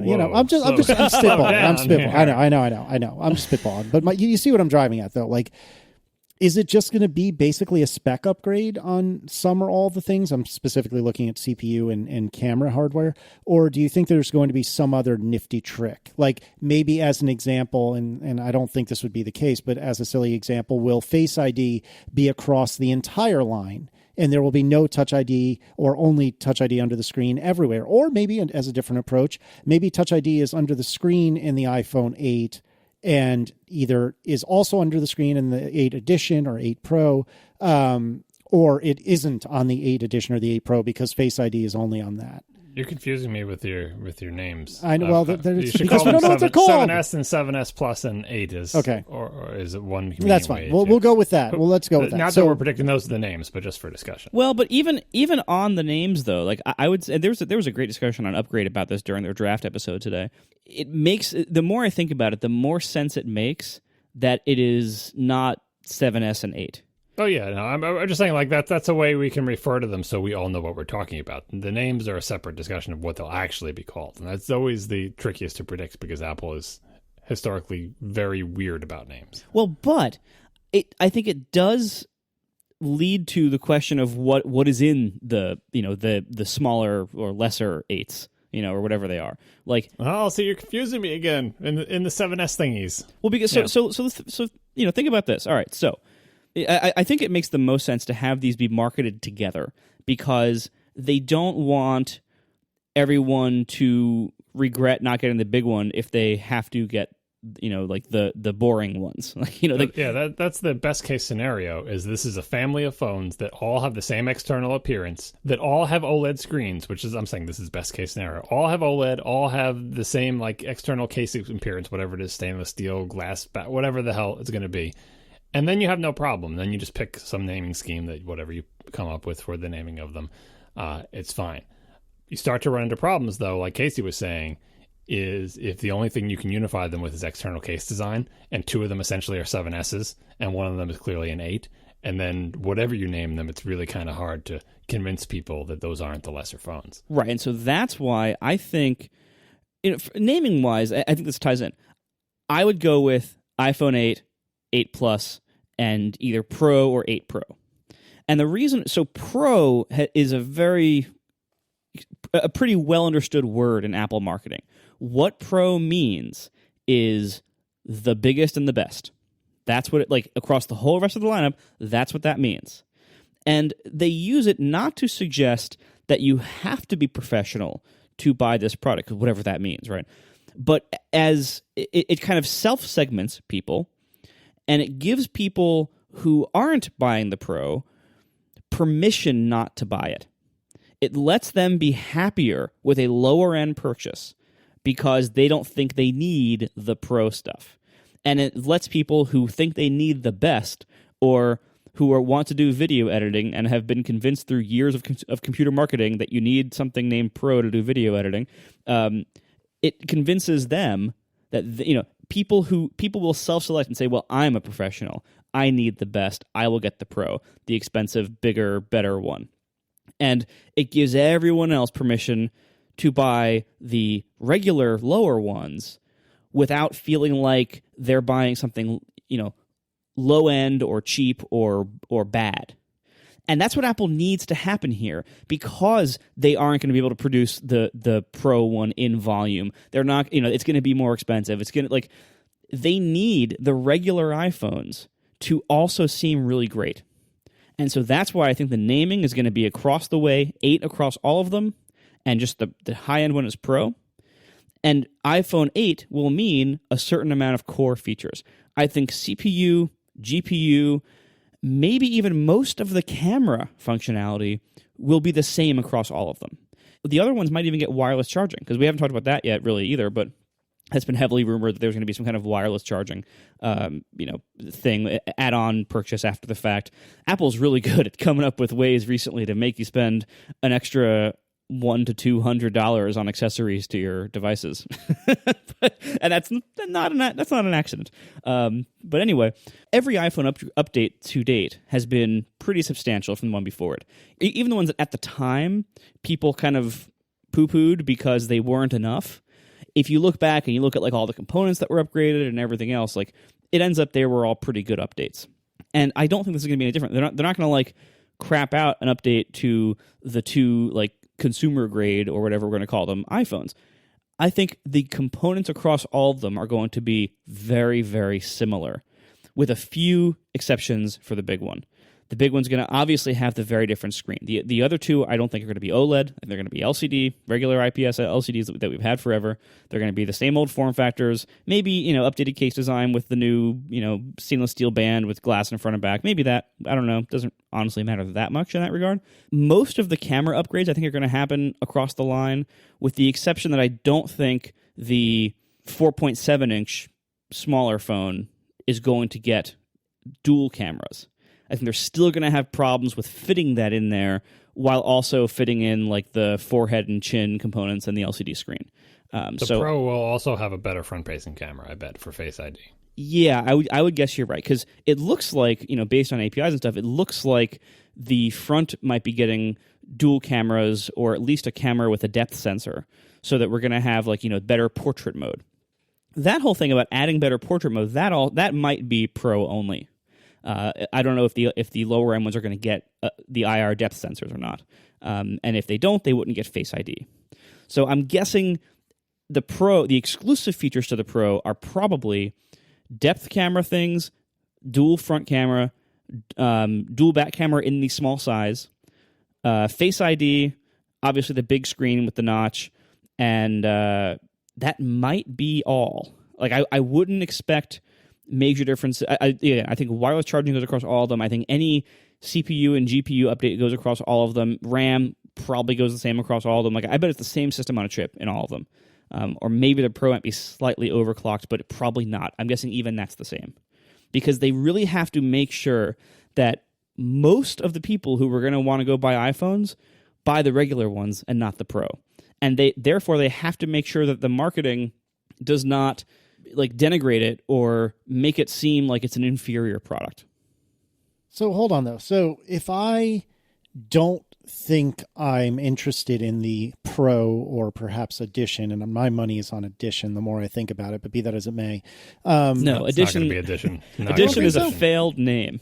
Yep. Edition died with the Gold Edition, even though I know they still sell the white one, which is way better.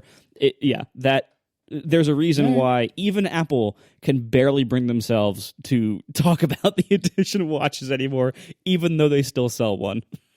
I don't know. I think in a lot of ways it makes sense, but that's irrelevant. So the question I'm still not hearing a clear answer to is, if I don't think I want the Pro, what am I getting from the non-Pro iPhone? So you're saying obviously better camera hardware, possibly new case, and possibly inductive charging, and that's it? You're getting the same thing you got from 6 to 7, right? So it's the same size, the same screen resolution, essentially the same screen, but you get a better camera, faster CPU, faster GPU, better battery life, and in this case, you actually also get a different case, too. Slightly different aesthetic case. So it's a pretty big upgrade. And by the way, if I had to nail down I gave the best case before, where they're a family and they all have OLED and blah, blah, blah.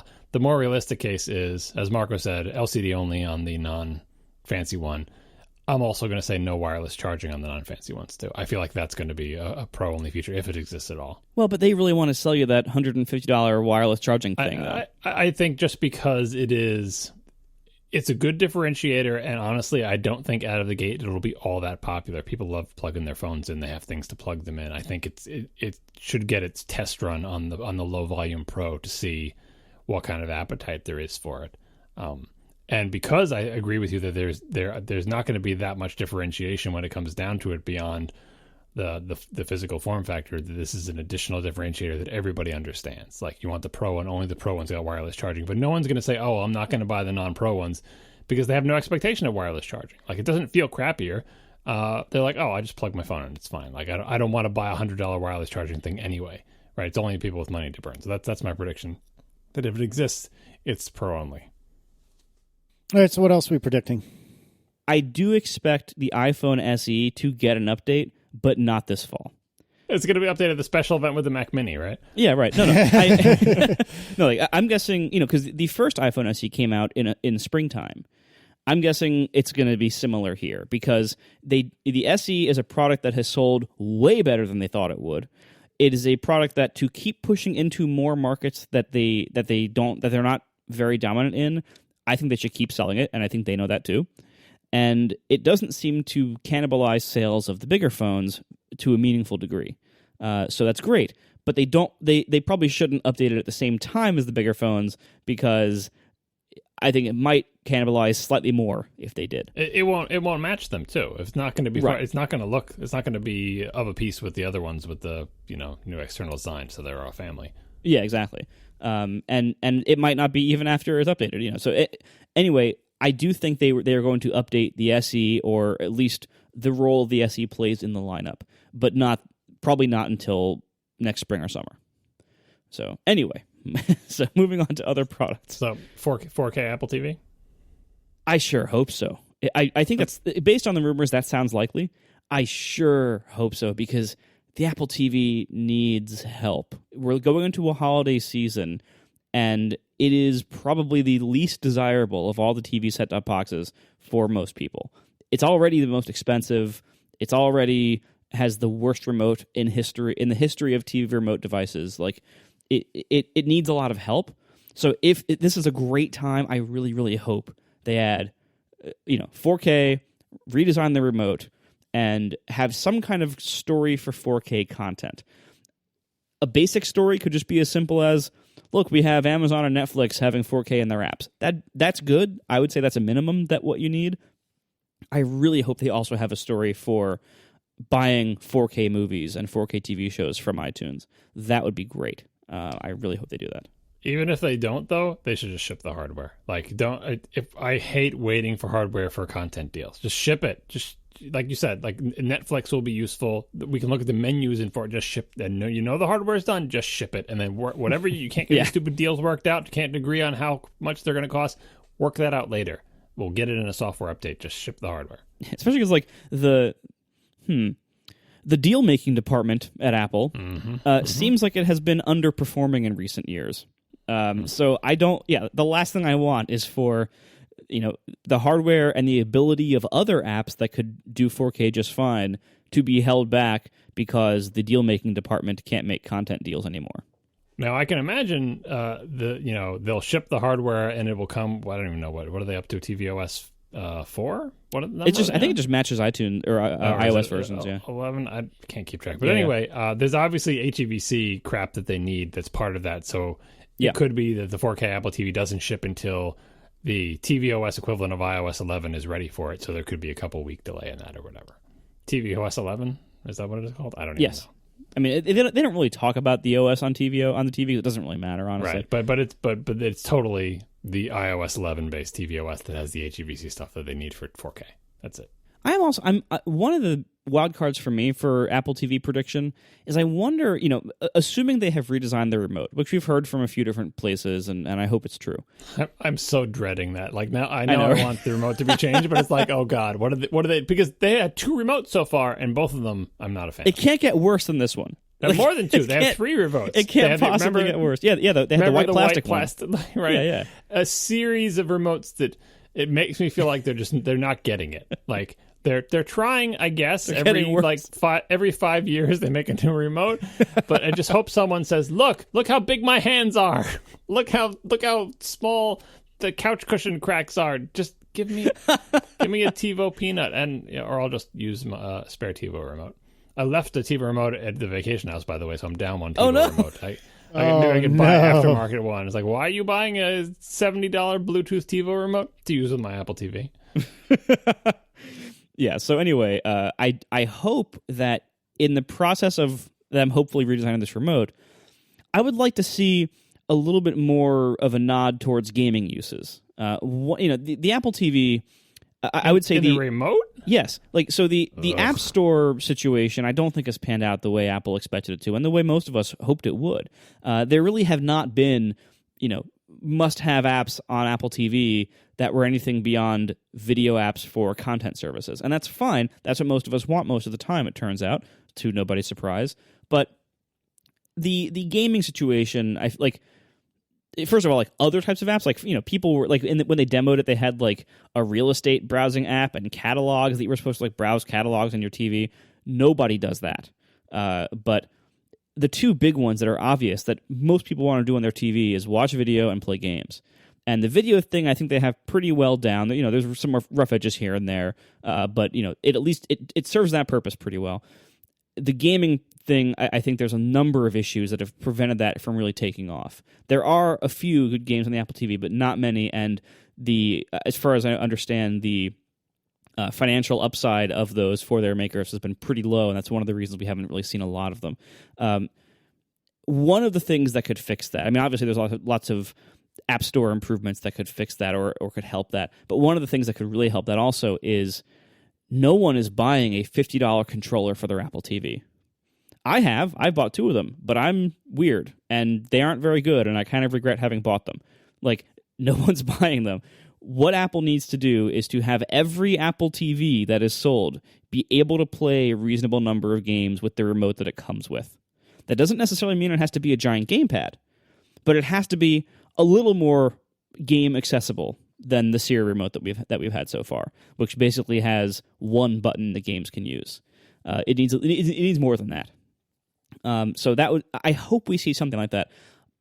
I'm not confident that we will necessarily. I think they're just going to give us another a redesigned version of the Siri remote with no additional functionality really.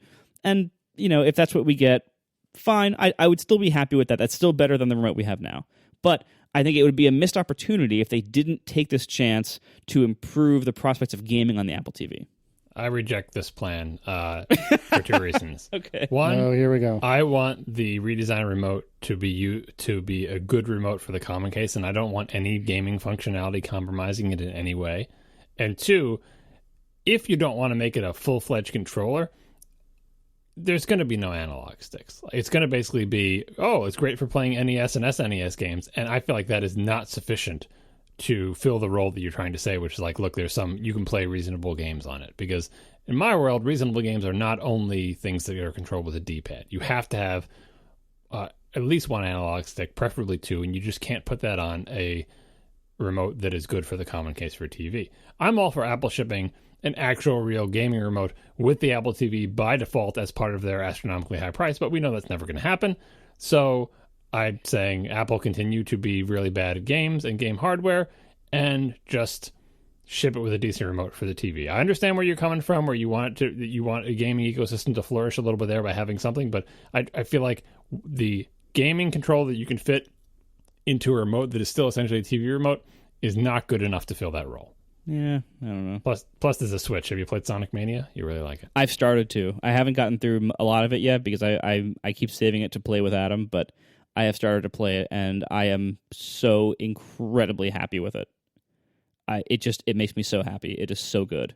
And anybody who's a fan of the old 16-bit Sonic games for the Sega Genesis must play Sonic Mania. It is so, so good. All right, Apple Watch, yes or no? I think yes. I am slightly in favor of it being with LTE. I think it's going to happen, not terribly confident. What I'm unsure of, though, is will you be able to place a phone call via LTE, or will it be data only like an iPad? And I want the answer to be that you can place a phone call, only because I want it in like, oh crap scenarios, like, oh crap, I just broke my leg as I'm off for a run. But I suspect that if it gets LTE at all, it will not be supportive of a phone call, much like the iPad. I think if it gets LTE, it will keep the same form factor because it'll need more battery. I think there'll be intelligent. I'm not the first person to come up with this, but I think there'll be intelligent switching as to whether or not LTE is on. So it will be off until it can't find an internet connection any other way. I think if it doesn't have LTE, then the form factor might get thinner, but I think they are going to stick with the same, not lugs, I don't think that's the word I'm looking for, but the same design for the connector for the watch bands, so that even if it gets a little bit thinner, your existing watch bands will still work. That's my 2 cents. Marco? So I have a love-hate relationship with the Apple Watch. There's a love part? Yeah, I mean it's useful sometimes. I want it to be a better watch than it is. But it seems like Apple thinks it's good enough as a watch, and that the market is very clearly telling them this is a fitness tracker, primarily, for most people. It is a fitness tracker and maybe a notifications display. And so it's hard for me to argue against the entire rest of the market. I would love for it to move in the direction of telling time more reliably. Maybe looking better while doing it. That would be nice, but the market is telling it differently. It seems by all accounts to be selling pretty well as mostly a fitness device. So, I think what they will do is to keep pushing it in that direction, and that means that means probably a cellular option so that you can take it without having your phone with you and have it behave as a stand-in phone. Things like that, because a lot of joggers and things really need it they really want to be able to run without their phone. And right now they run with big phone armbands or belt clips, and they're clunky and nobody really likes them. And so Apple will do with the watch what it takes to sell to more fitness type roles, because that is where it succeeds. So that's why they added GPS in the Series 2 and full waterproofing and full swimming capability and stuff. That's why they keep working on things like new workout functionality, and why the smart watch faces haven't gotten very smart. And there seems to be very little effort for them to move in the direction of having an always-on or at least ambient mode type screen. Things that would make it a better watch or a better wrist computer. They have not really invested heavily in those areas. Where they are investing heavily is fitness areas, because that's where it's selling.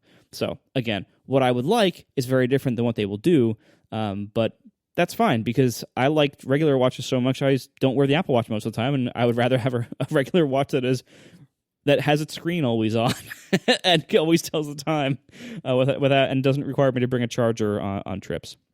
So, it would be. I am curious to see what they do with it, but I'm not hopeful that it's going to change my outlook on the watch for myself.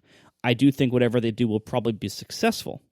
One of the reservations I have, though, is that if they do what people expect them to do and make it cellular, the entire watch OS, as an OS, as a platform, really is designed to be a satellite device of a phone. And granted, the phone was first devised to be a satellite device of your Mac, so that. It's not to say that they can't ever break it away from that, but watchOS needs a lot of work to make it meaningfully good to use, I think, as a standalone cellular connected device. And I don't think they're doing that yet, or I think it would be unrealistic to expect them to do that this quickly based on what we've seen so far. So I don't know how a cellular watch would work in practice. And so that remains to be seen. I'm a little skeptical on that front, but I do expect that's probably what they're going to do. If they do a cellular watch, will there be any sort of negotiation, at least with American carriers, about how that is handled from a pricing standpoint? So do you think they'll say, oh, okay, here's your cellular watch. And by the way, we've talked to the major U.S. carriers, and it's not going to cost you any extra money on any of your plans. Or do you think they'll just leave that entirely to the carriers to utterly fleece us as they are off to do? Oh, it's definitely going to cost extra money. The only question is maybe they got a good deal. Like maybe it'll only cost $10 a month, as opposed to more. Like that's the more likely situation there. There's no way it's free. I think there were already the beginnings of various moves by the carriers to enable technologies for things like having multiple devices share the same phone number. So that you could if your watch was away from your phone and they both have cell connections, that they could both ring. And you could pick up on your watch. I think there is something about that I read recently that that's in progress or that's being deployed slowly. There is carrier involvement probably here to make this stuff happen, but there's no way that's coming without an additional monthly fees. Thinking about the watch, and now I'm starting to think how much stuff is going to be in this event. Obviously, they got to have time for the phones. You would think maybe that they would do the phones as here are 2 new phones, and then there's one more thing, whether they say that or not, and then there's the fancy one. I guess that depends on how they end up naming the thing. It would work better if we didn't all know the notch phone was coming, but anyway, who knows what they'll decide there. Then you got the Apple TV, which is a good warm-up thing of they could be the first thing they announce. It's short, no one really cares that much, we all look at the remote, fine. The middle thing could be a watch, but I don't know, is that too much? Will they have to spend not as much time on the watch? And I think it works out if the watch is not externally changed too much. You mentioned the strap lugs being the same, which seems like a gimme. But that the external design is also pretty much not changed. It's like what are we on, the 3rd iteration of the Airstream trailer now? Right? You get 0, 1, 2. Right? That's fine, I guess. With the cell connection in the phone, I think that's a reason they would have to keep the Airstream look, because they just need all that battery. Right? It's going to that's got to be tough on the battery. So presumably all the internals get yet more efficient, right? And what do you do with that extra battery? Now we can have LTE. I guess maybe that you would consider that not a very exciting watch update, but to show anything about it at all, you've got to show the hardware and then also the software and do some silly demos of or a video or something of how LTE works. I mean, we haven't gone on to other things, but I guess is this it for the event? I think the watch does. To be clear, I think the watch does need to be updated, and it would totally fit in this event. And now would be the time to do it, so they should. But is that it now? Now we have a full event: Apple TV, new Apple Watch, new phones. That's it. I mean, that's 3 new phones, one of which is especially groundbreaking. The Apple TV, and Apple TV going 4K. And having a little new remote and everything and getting 4K content being sold through iTunes, that's not that much time on stage, really. That's even if they pad it with a demo, which doesn't make a lot of sense, but even if they padded it with a demo, that's probably under 5 minutes, definitely under 10. So I think stage time wise, we're mostly spending time on the iPhone, and even if they had cellular for the watch, that also is not a huge time taker in the event. That they can probably get through the whole watch segment in 20 minutes at most. Yeah, the phone is going to be so long though, because it's 3 phones, and they have to really talk up the first 2 to make you think if this was all there was, it would be a great update year. But wait, there's even more, and they're just going to spend so much time on that, because this is the most important marketing presentation they give all year, every year. And this time it's did you get it? It's actually 3 separate devices. 3 separate devices. Yeah. That showmanship, even just the showmanship to do the first 2 and to say, aren't these phones great, but there's one more thing. Jobs would have loved that if everything hadn't leaked. But I don't think whoever they have presenting these phones will even make a feint in that direction, because we all know, they know that we know that they know that we know that, the notch is coming. I'm mad that I flubbed it. It's Are You Getting It? Yeah. Damn it. Yeah. It's all right. Well, and also, speaking of Steve, this is their first event in the Steve Jobs Theater of their new campus. So they're probably going to spend a couple minutes on that. All right, so that's probably going to be the opening. I'm guessing that gets 2 to 3 minutes. One picture and 2 sentences. Yeah, well, only if they don't mention their campus. Yeah. If they actually mention their campus, then we're spending 2 or 3 minutes on this probably. But that's fine. I'm curious to see it. Honestly, whatever they say about it, I want to see. The theater. It's just going to be a big screen and a stage. Like, is the inside of that theater anything special? I mean, it's nice that it's there. I'm sure it's a really nice theater. Oh no, I'm saying like the whole. I want to like anything they're going to say about the whole campus. They're probably going to give like a very brief introduction to the campus. Thanks for having us, etc. Okay, and then they're going to go over probably the most boring stuff first. So probably like the Apple Watch update first, then TV. Actually, maybe TV first. TV's pretty boring. TV's before Watch. Yeah, TV first, then Watch, and then they're going to get into the phones. I don't expect. Maybe they could do like a HomePod update, but I don't think the HomePod is ready to ship yet. And I also don't think there's that much more to say unless it's ready to ship. What about the giant Mac Pro teaser video? How about that, huh? Yeah, right. I hope not. Oh my God, I hope and not. like on Upgrade, they had like a bet. They were trying to bet like whether they would even mention the Mac at all. 80 to 1 odds against the Mac Pro. I honestly think they're like. It is a valid question, like whether the Mac will be mentioned at all in the entire presentation. No, why would it be? Is the Mac ever mentioned at the phone event? Well, here's a question: do you think High Sierra is ready? Because some of the beta people are saying it's really not. Even if it is, they're not gonna. No, I don't. I haven't been using the betas, but my impression is that October. I mean, I think they can announce it like, it'll be ready by the end of October at the latest, but why would they say anything about it? We all know about High Sierra. They've talked about it plenty. It'll come when it comes. There's no reason to mention it. Maybe, like, here's one final thing for this. iOS 11 date. Do we get that at the event?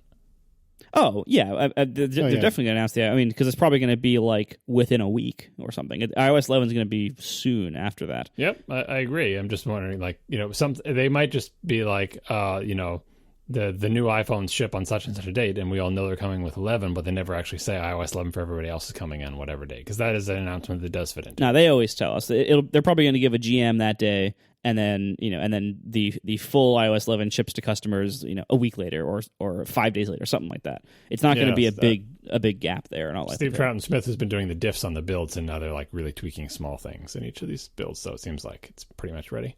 The only thing is that whatever API changes are going to be required or enabled to take advantage of the new phone screen shape and size and any possible IR depth stuff.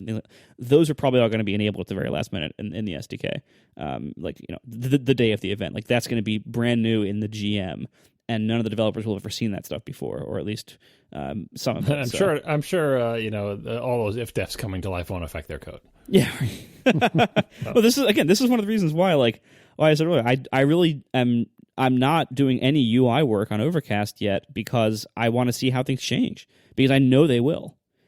And I think it's like I'm really delaying my iOS 11 UI refresh until probably the winter time, because I really want to do it right for these new phones, and to do that right requires me to use it. All right, we're running long, which is of no great surprise. We're running long. So let's yeah, I know, right? So let's maybe round this out with a wild card prediction, something that, and you can specify one way or the other. Either the one thing that you don't expect that you really want, or what I'd prefer you answer, but go whichever way you'd like. The one thing that we haven't really talked about, but you expect to be there. And so if I will start to get you thinking about it. I think that if we're doing this at Apple Park or Apple Campus 2 or whatever it's called, Apple Park, and this theater was presumably built in large part for this very moment, I think there's going to be some sort of showy, I can't think of how to verbalize this, but something will come up from the floor in a way that we've never seen before. There'll be some whiz-bang showmanship things that are enabled by this new space that they had complete control over. The whole building just takes off. Well, yeah, exactly. It spins. It spins so fast that it eventually takes off and/or travels back in time. That's a reference that neither of you will get. Nope. But anyway, I think that there'll be some sort of interesting thing that is never been done before. And yes, okay, so Sam the Geek in the chat is saying we've seen things emerge from the floor. I'm just using that as an illustrative example, but I think there'll be something about it that makes it more fancy and whiz-bang than anything we've seen from an Apple product demo before, certainly recently. That's my wild card prediction. So, John, what do you think? Either something that we haven't really talked about that you really expect to happen, or if you want to cop out, something that you just really wish would happen that hopefully isn't the Mac Pro, that may or may not actually happen. First of all, I just want to say I hope that the thing you predicted doesn't happen. Oh, thanks. Because that's, like, I don't think that, not that it's in poor taste, but that's not the modern Apple sensibilities for that type of thing. I hope that the inside of the theater is just a really nice theater with a really awesome projection and comfy seats for 1,000 of your closest friends. And that's it. It could have stage lifts, but I feel like that's kind of gimmicky, and I hope they don't do that. I think my wild card, I think this is a third category of a thing that I don't actually predict, but I really wish would happen, is I really wish all the phones would be OLED. Now, I know that's almost certainly not going to be the case, but I think that would really unify the line. The external appearance, the OLED, the internals, the different form factors, like it would be nice if this was the year for OLED for all the phones. Based on the various articles floating around how Samsung's supplying all the OLEDs, maybe they just mean for Apple's new phone, but I think they just mean in general, and they just can't do that with their high volume phones. That so aside from Mac Pro stuff, obviously that I'm not going to mention, I think it would be really cool if they were all OLED. Marco. I mean, the thing I would want the most that is still plausible that I haven't already predicted, I would say early release of the iMac Pro or the HomePod. I don't think either of those are very likely. No, because they both were saying December, I think, in at WWDC, right? So those are fairly unlikely, and if they're being released in December, this would even be awfully early to open up pre-orders. So they probably aren't going to do that either. But if the iMac Pro is ready early, that would be cool. And the HomePod, I think, probably has the least chance of being released early because it seemed like it was still way behind in software. That's the hardest thing to get done early. I also, more realistically, on the front of the on the iMac Pro front, it would be really cool if that had Face ID. It isn't out yet. We don't know whether it will or not. It could. They could put the same sensors, presumably, into the display of an iMac. So I would love if an iMac Pro, if the iMac Pro started out having Face ID. We already know it has Secure Enclave, so it has some of the things that would be required to do that already. So any sign that Face ID could be making it into Macs would be really cool, and the most opportune time to start that would be with the iMac Pro. So that's a big wild card, I think, but that's fairly unlikely to happen at all, let alone in this event. So if I had to look at this particular event, I guess my wild card or the thing I kind of hope blows me away, I already hope the phone is great in all these different ways, but I'm pretty sure it will be. Like, the phone being... Apple has such a good track record with phones that the phone being great is not even a risk to take to predict that. It's not even a thing that would surprise me because the phones are always great. So, and that's, it's kind of horrible in some way to think that way and to say that, but that, like, their track record is so good that, I expect the phone to be amazing. One thing that would dramatically surprise me that is not easily predicted is I want the watch to really surprise me and delight me. Like, if they're doing a new watch now, the only watch update they've done so far, which was when they launched the Series 1 and 2, was a pretty minor overall update. It really, as I said earlier, it really didn't change that much. I would love for the Apple Watch to really surprise me in a positive way, to do something that makes me say, wow, I really want that, or that would be really great, or I wonder what I could do with that. And it hasn't done that yet, and so I really hope for that. Yeah, there's no way that'll happen. So Marco listed 3 things in the interest of time. That's good. Have you ever heard top 4? Yeah, well, in top 4, you can only come up with 1 or 2 things. In this show, I ask for 1, you get 3. Mm-hmm. I see how it works. Of course. For his next selection, Marco picks every prediction except for the Mac Pro. Well, we know that's not going to happen. I would not even bet on them mentioning the Mac Pro. I mean, like, nope. Honestly, again, I honestly think it's very unlikely that we're going to have anything about the Mac mentioned at all. That would be extremely unlikely. I don't think High Sierra is ready, and therefore they're not going to launch the iMac Pro without High Sierra. And I don't think they're going to mention the Mac Pro at all because they have nothing new to say about it yet because it's too early. So yeah, I wouldn't expect really anything about the Mac to be mentioned at this event. A few people predicted or have wished for an update to AirPods, either a new version or a price drop or both, or shipping them. Yeah, I think a new version and a price drop are both incredibly unlikely to happen. Nope. I think the AirPods go unchanged in all ways through this holiday season, and they're going to sell a ton of them, and you're going to love them. Well, they're not going to sell a ton of them. They can't make them.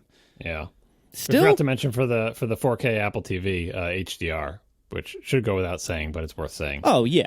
And the other thing is increased frame rate output, so you have something that's a multiple of 24. Yeah. I think we're done. I think we're done with this event. We don't even need to watch it now. Yeah, that's it. Yeah. Thanks to our sponsors this week, Betterment, Hover, and Away. And we will see you next week after the iPhone event. Now the show is over. They didn't even mean to begin, 'cause it was accidental. Oh, it was accidental. John didn't do any research. Marco and Casey wouldn't let him, 'cause it was accidental. Oh, it was accidental. And you can find the show notes at atp.fm. And if you're into Twitter, you can follow them at CASEYLISS. So that's Casey Liss, MARCOARMENT, Marco Arment, SIRAC, USA Syracuse. It's accidental. They didn't mean to. Accidental. Tech podcast so long. I'm going through serious bike withdrawal. Oh, my God. Don't you have like 7 bikes at your house now? No, they're at the beach house. What about the one you got for your house? I didn't get one for my house yet. Oh, good. Now you can get another 6 of them.